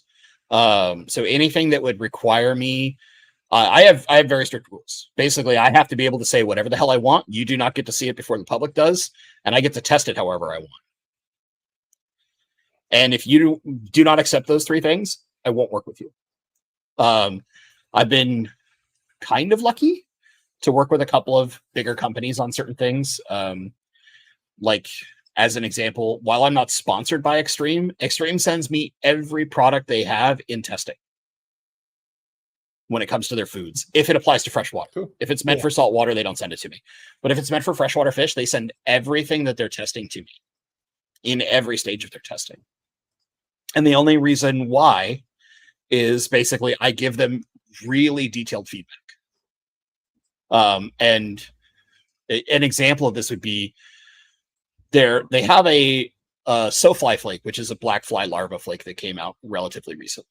Yep. But for like a year and a half of its testing, before it even got remotely close to the public, I had 4 different versions of it. I had it in a pellet, in a granule, in a flake, and you know, most of the people that they have in their small network of trusted people that they send test products to would give them really small feedback. I would send pages of feedback. And like one of the emails I sent to the owners was basically like, okay, so I tried the product straight up for this amount of time, and here's what I like, here's what I don't like. And that's like 3 or 4 paragraphs of positives and negatives. And then it's like, okay, here's every custom blend I tried to see how it affects the rate at which my fish eat the food. And here's the differences I noted. Wow. And those are 3 and 4 paragraphs a piece. And I would build, because they send me a bunch of food just because they love when I give them feedback. So they just constantly hurl food at me, which I love because it means I don't have to pay to buy fish food. Yeah. Unless it's frozen food. I buy frozen food regularly because I love feeding frozen to my fish. So I guess I'm like pseudo sponsored, but not really, because I try all sorts of other stuff all the time anyway. And I will send them all sorts of stuff where it's like, okay, so I mixed it with this product. Even though you said you were going to reject this part of this product, it had this one thing that I liked. So I mixed it together with this, and I did this X, Y, and Z at this ratio. And here's what I saw. Right? And like it's levels of probably unnecessary insanity, but that is just the way that I operate. And they love that because I give them probably an unnecessary level of feedback. And there's been a couple times where they've been like, well, what if we tried to do X, Y, and Z and change the formula? And I'm like, I'm one person of feedback. Don't prescribe to me like I'm a biochemist or something. I'm just one level of feedback. Take my feedback with a handful of salt like you would anything else, but mix it with all the others. And if everybody is telling you this thing is a problem, then it's a problem we need to look for. Yeah. But if I'm the only one bitching about it, then I'm probably just being extra ticky-tacky because it's the nature of who I am. You know, details matter excessively to me because that's my industry by nature, is the details, right? So I'm probably looking at stuff that like no one else is going to care about. But maybe, just maybe, it'll matter.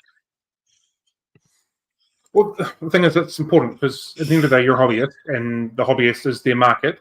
And if a hobbyist says this isn't doing what I require it to do, and it falls on deaf ears, then their product isn't going to go too much further, if that makes sense. So, as a company, if I was getting screeds and screeds of this information, okay, cool. So this is fantastic. We can work through this, as opposed to, yep, that was really good. I like it. Let's, can I have some more type of scenario?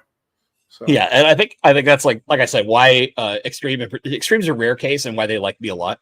It's just because I provide ludicrous amounts of feedback for effectively no money, because they just send me a box of fish food every so often, and in the grand scheme of things, I'm sure that doesn't cost them a whole ton. But no, I love their company because they are so willing to listen to feedback that I'll happily basically provide them free labor by playing around and testing stuff in my tanks. And giving them information, because I feel like it's my ability to have some level of impact toward a product that's in the hobby. Because most companies, like, I could give them all the feedback in the world and they'd be like, "That's great, yeah, thank you."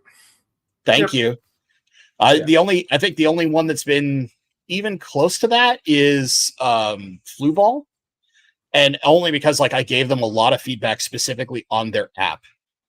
And they were like, "Yeah, well, if we do get to a point of where we can update it, we'll keep this in mind," because it's pretty clearly made by a third-party contract company, and I'm sure they were like, "Build it once, major update. Okay, probably not going to spend that much money on it again unless we do another big revision of a light." But I gave them similar levels of feedback, where when they reached out to me at one point, the guy who's kind of in charge of some of their outreach, he's a phenomenal guy. He's actually the guy who's on most of their YouTube videos. He was like, "Hey, so just so you know, we really love the guides that you made on our light. Can we just send you a light as a thank you? Because when we get questions about how to operate the light, we just send them links to your videos now." I was like, this is right when the Aquasky 2 was coming out. I was like, well, if I can get an Aquasky, actually, because it's a light I haven't tested yet, I'd love an Aquasky. And then I can test it and make videos on it. And they were like, yeah, we'll send you an Aquasky. Yeah. Sure. Win-win. Yeah. So, it's one of those things where it's that's, I think, one of the bigger flatteries I've had in the hobby is this company is yeah, we literally just send them your tutorial videos when they ask questions. And then if they have more questions after that, then our customer service tries to help them.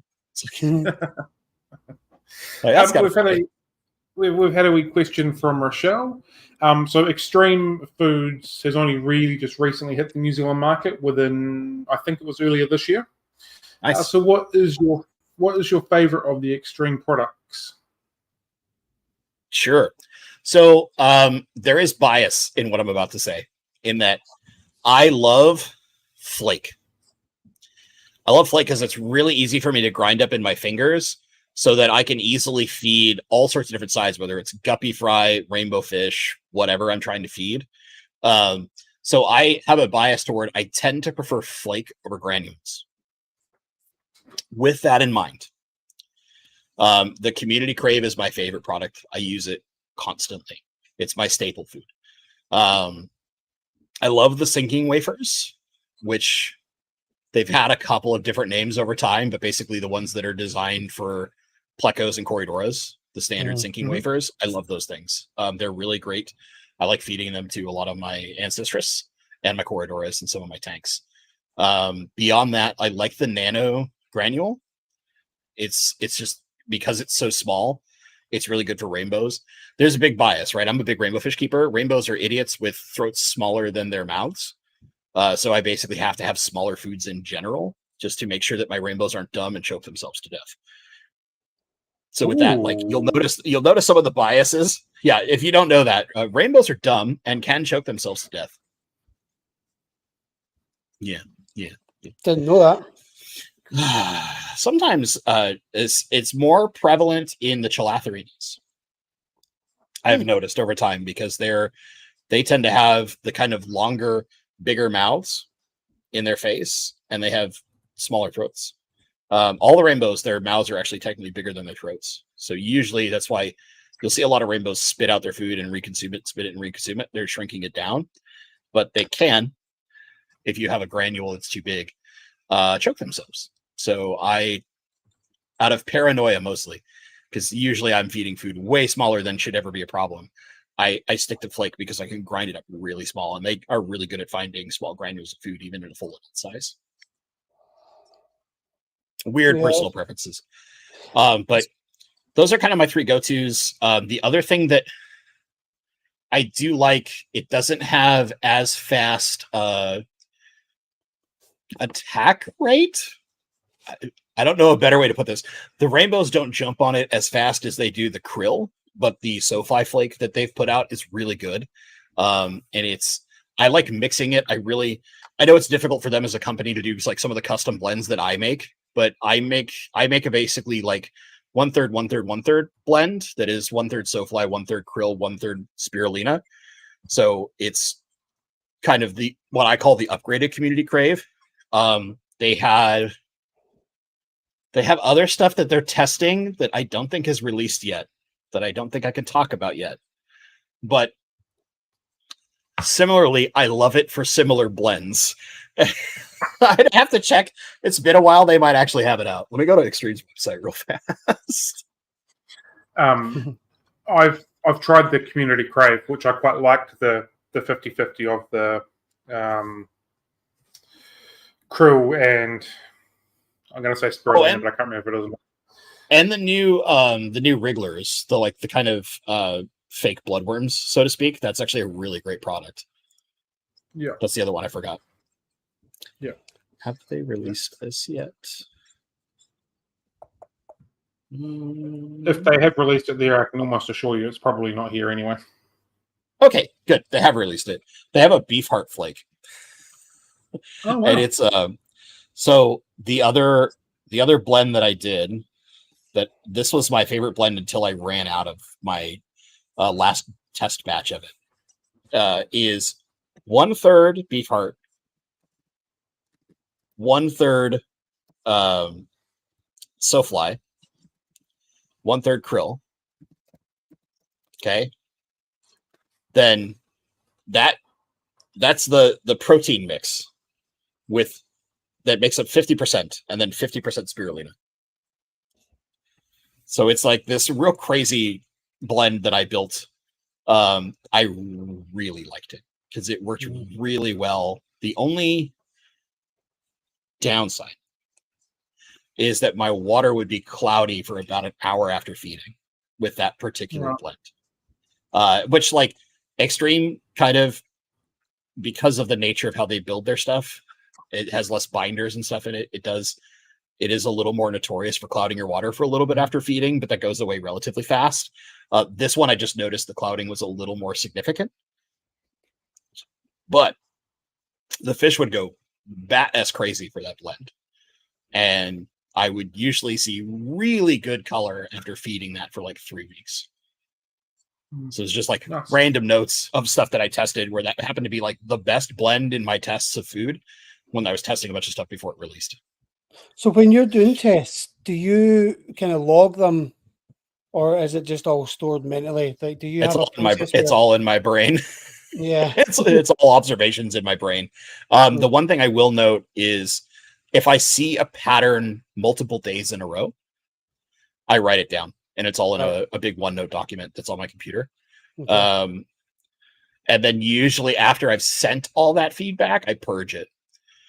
Because basically once it's sent, I kind of purge it so that I'm not flooding my OneNote with too much stuff.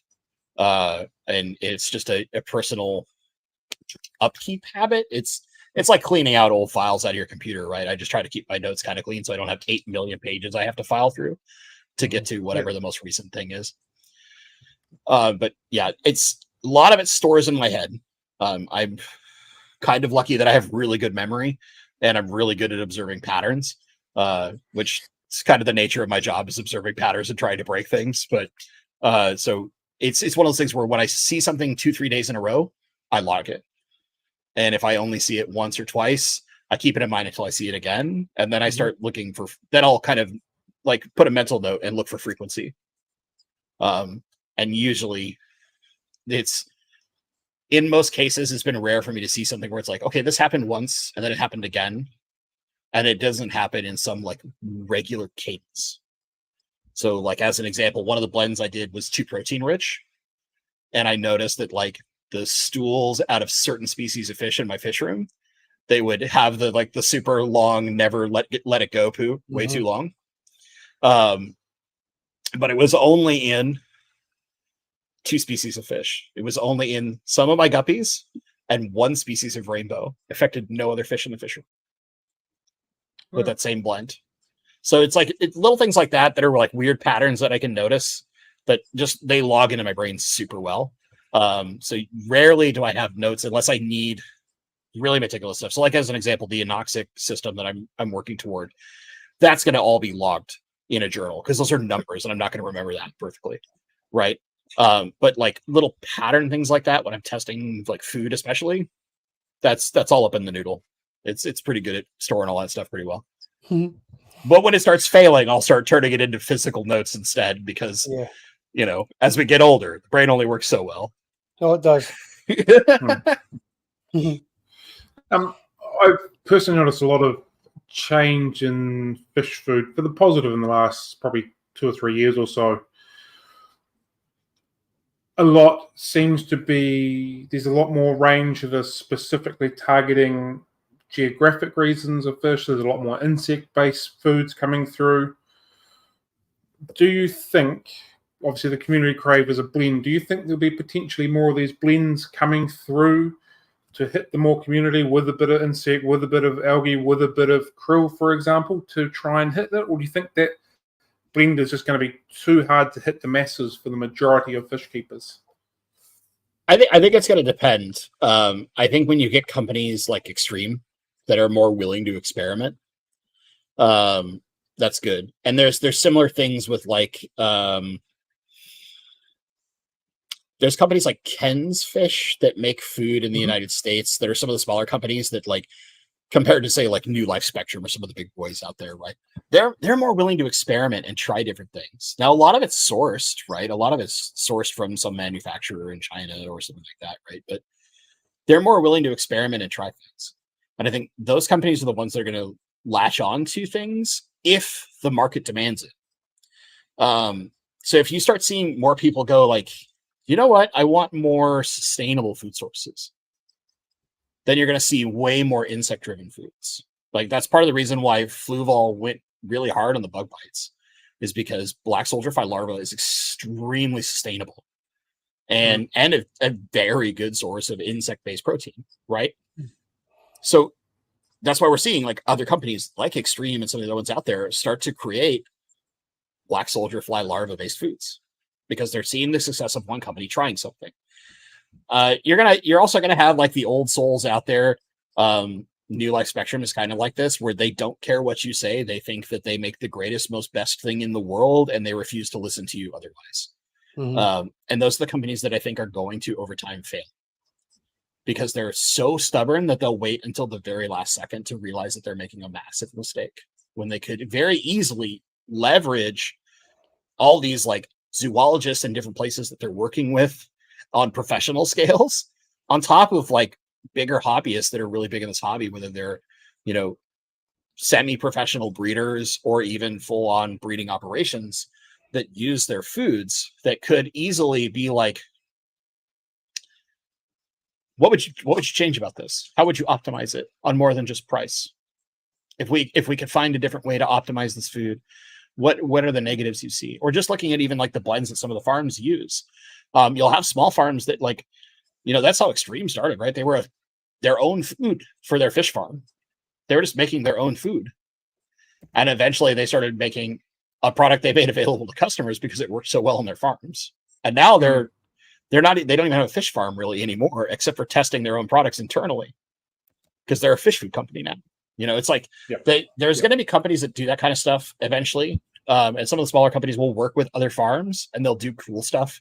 And we'll start seeing things. Well, like I think the small companies are more interested in talking to some of your scientists that are doing interesting experiments, especially like when you start looking at gut loads and things like that of fish in the wild, and might be more willing to try and replicate foods that create those. Whereas like I could never see Tetra doing that. I could never see like some of your big boys that have been there, or the people that are just like clearly just there to make the cheapest thing possibly, Wardley, to ever take that level of step to actually care about the hobby and the fish that are eating their products. JBL do. They're a company, German based, obviously. I don't know if you get them, but they do a lot of field experiments and they share it all on their website. The only products that we ever see from JBL, and it's basically like 3 retailers in the US, are their kits for testing. Mm-hmm. I haven't seen any of their other products here, but I like them as a company. I think they're a really cool I've done a lot company. of testing, but I've done a lot of reviewing for them years ago, and I was getting boxes and boxes of all the different fish food, and they sold this Arctic krill, but it came in sachets, and it was a wet food in water with, obviously it wasn't alive, but it was as good as alive, and you just ripped the lid off and just poured it straight in. Did you have to refrigerate it? For it? Krill, yeah, Arctic krill. But after you opened it, did you have to refrigerate it? No, it was only one portion. Okay, so it's singular portioned. Yeah, interesting. It was probably about that size. Interesting. So it's kind of, that's cool. Yeah, I wish stuff like that existed in the United States. Honestly, I think I'm the closest. That straight from the Arctic, they said, which I thought was really cool. Very cool. Yeah, see, like that's the kind of stuff that I think. Tetra does similar. Mm-hmm. Does Tetra do something like that? Yeah, I think it used to be called Tetra del Silicio or something along those lines. And 4 different. It was a mixture of a little bit of a gel, small little tube. Rip it open, pour it in. It's been discontinued here in New Zealand, but I used to think it was a fairly good product. It was like a wet version of a frozen food that wasn't cold, if that makes sense. Yeah, no, that's very similar. Yeah, I mean, like I can't see anything like that in the States, but I'd be more interested in foods like that. Like when you start seeing foods that are made of different proteins than the usual, like just generic fish meal or whatever. I mean, some places are making higher quality off of their ingredients, right? Where like they're using whole fish fillets instead of a fish meal, and they're being more specific about the parts of the fish they're using, or the specific fish they're using, instead of just like generically fish meal. It's like, oh, we're using salmon fillet and this fillet and that, right? But I'll be interested to see really long term, the closer we can get to making things that are closer and closer to live, as far as like what their actual nutrition they provide, or things like the I'm trying to remember Hikari's name for it, fiber bites, right? Which is like the wigglers for extreme, where they, because of the nature of how they're designed and how they float, they kind of mimic like frozen bloodworms in a way. And so like the more that I think companies can find ways to sort of mimic pseudo live or frozen foods with high nutritional value, that'll be interesting. Like some of the companies out there that actively use probiotics in their food systems, and are using the type of probiotics that can live through the process, because some say they're using probiotics, but the type they're using like doesn't even really live through all the heat processing that they have to do. Yeah. So there's that. People that add the probiotics after it's been through that side of it. Right. Yeah, right. And that's interesting kind of stuff. Is like, I think the more research that comes out where we get that kind of understanding of like gut biomes and things like that of some of the fish that are in nature that can influence food producers. And then it's just a question of who's willing to actually go that route and put it out economically friendly enough for hobbyists to care, and not like, oh yeah, well, we made the most amazing food ever. Oh, but by the way, like a little, 15-ounce tin is going to cost you $45. Like, thanks, New Life Spectrum. Totally what I needed. Yeah. Overpriced food. Quite good. That was one of those ones. It was made of the fruit based. There was a lot of study from the wild went into making that, and that's quite good. I don't know if you've heard that one. No, I think that would be good for. There's a number of like South American fish that would be good for. Probably be terrible for rainbow fish, but because they get a lot of their gut biome is mostly insect based, but so they kind of need like higher live protein of some form, but the fiber contents, like kind of vegetable-ish matter, would be helpful from fruit forms. Yeah. Well, that brings us to the end of our structured questions that I have for you. You've done well. We've gone way longer than I thought we were going to get, so that's cool. Yeah, I haven't had any fires show up, so that's the good news. Nice. Cool. Okay, so that brings us into our school of six. So it's just 6 very short questions, totally off topic to everything we've just talked about. So the first question is, do you drink tea or coffee? No coffee. I just don't like the bitter taste that coffee is. I like tea when it's cold, and especially if I feel sick. Interesting. And my preferences tend to be. Oh, okay. Well, I'll leave the details out. My internet's doing dumb stuff again. No, it's okay. It's okay. Doing a coin toss, are you heads or tails? Tails. Never fails. Cool. That's right. Tails, never fails. Paper, scissors, rocks. What's your first call? Avalanche. Oh, that's not an option. Yes, it is. You don't know what an avalanche technique is? No. An avalanche technique is your first 3 calls are all rock. Okay. If you could have a meal, if you could have a meal with anyone alive, dead, fictional, from any point in time, who might that be?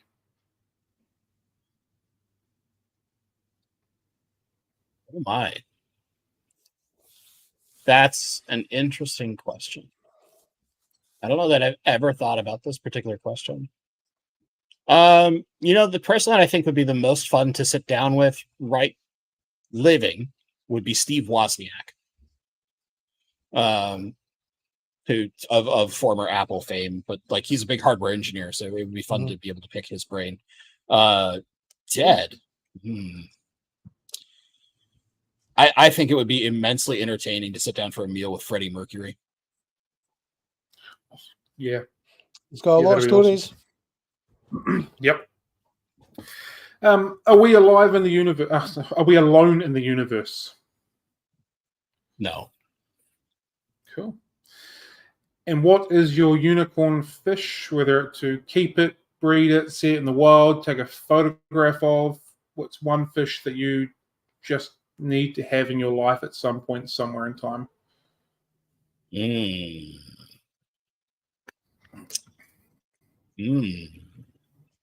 This is a good one. Inherently, I want to go with a rainbow fish, but I know that's wrong. Because my unicorn fish is a strange scenario, because it requires like some really nonsensical things, which is to say an extremely large water system. Okay. I would want a cross river puffer. Ooh, cool. I've never heard of them, but I'm assuming ginormous if you need a big water system. Yeah, so cross river is like the cousin to the Mabu puffer. So they're a very large freshwater puffer that come out of the Congo. They come from an even harder to get to area that has way more war-torn issues. They're the ones that have like the red spots all over their body. And they get 2 feet or so. Wow, good size fish. Yeah, so you need a very large water system for them, especially if you wanted to keep multiple, which would be the real goal, is to like see a group of them living in harmony, right? Yeah. And the last thing that we've got is, where can people find you if they want to find your content or catch up with what you're doing?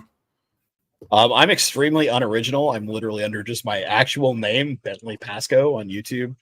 I used to do some stuff on Instagram. I've kind of chilled out on doing that because I'm pissed at Instagram as a platform in general. But yeah, primarily just YouTube. So I do a weekly live stream as of right now. That could change, depends on work. And I always do at least one video every Saturday. But again, like a weekly video. Usually I try to have 2 pieces of content between live stream and a video every week. Cool. Oh, thank you very much for your time, It's been much appreciated. Very excited that we got nearly 2.5 hours through, thinking we might have been able to only schedule for an hour. So that's really fantastic. So thank you very much. Yeah, it's been a blast, guys. It's been a really good pleasure. Awesome. Oh, thank you everyone for watching. I hope you've enjoyed it as much as I have enjoyed bringing it to you. Have a good one, team. Happy fish keeping, and catch you later. Stay awesome, Thank you, everybody. guys.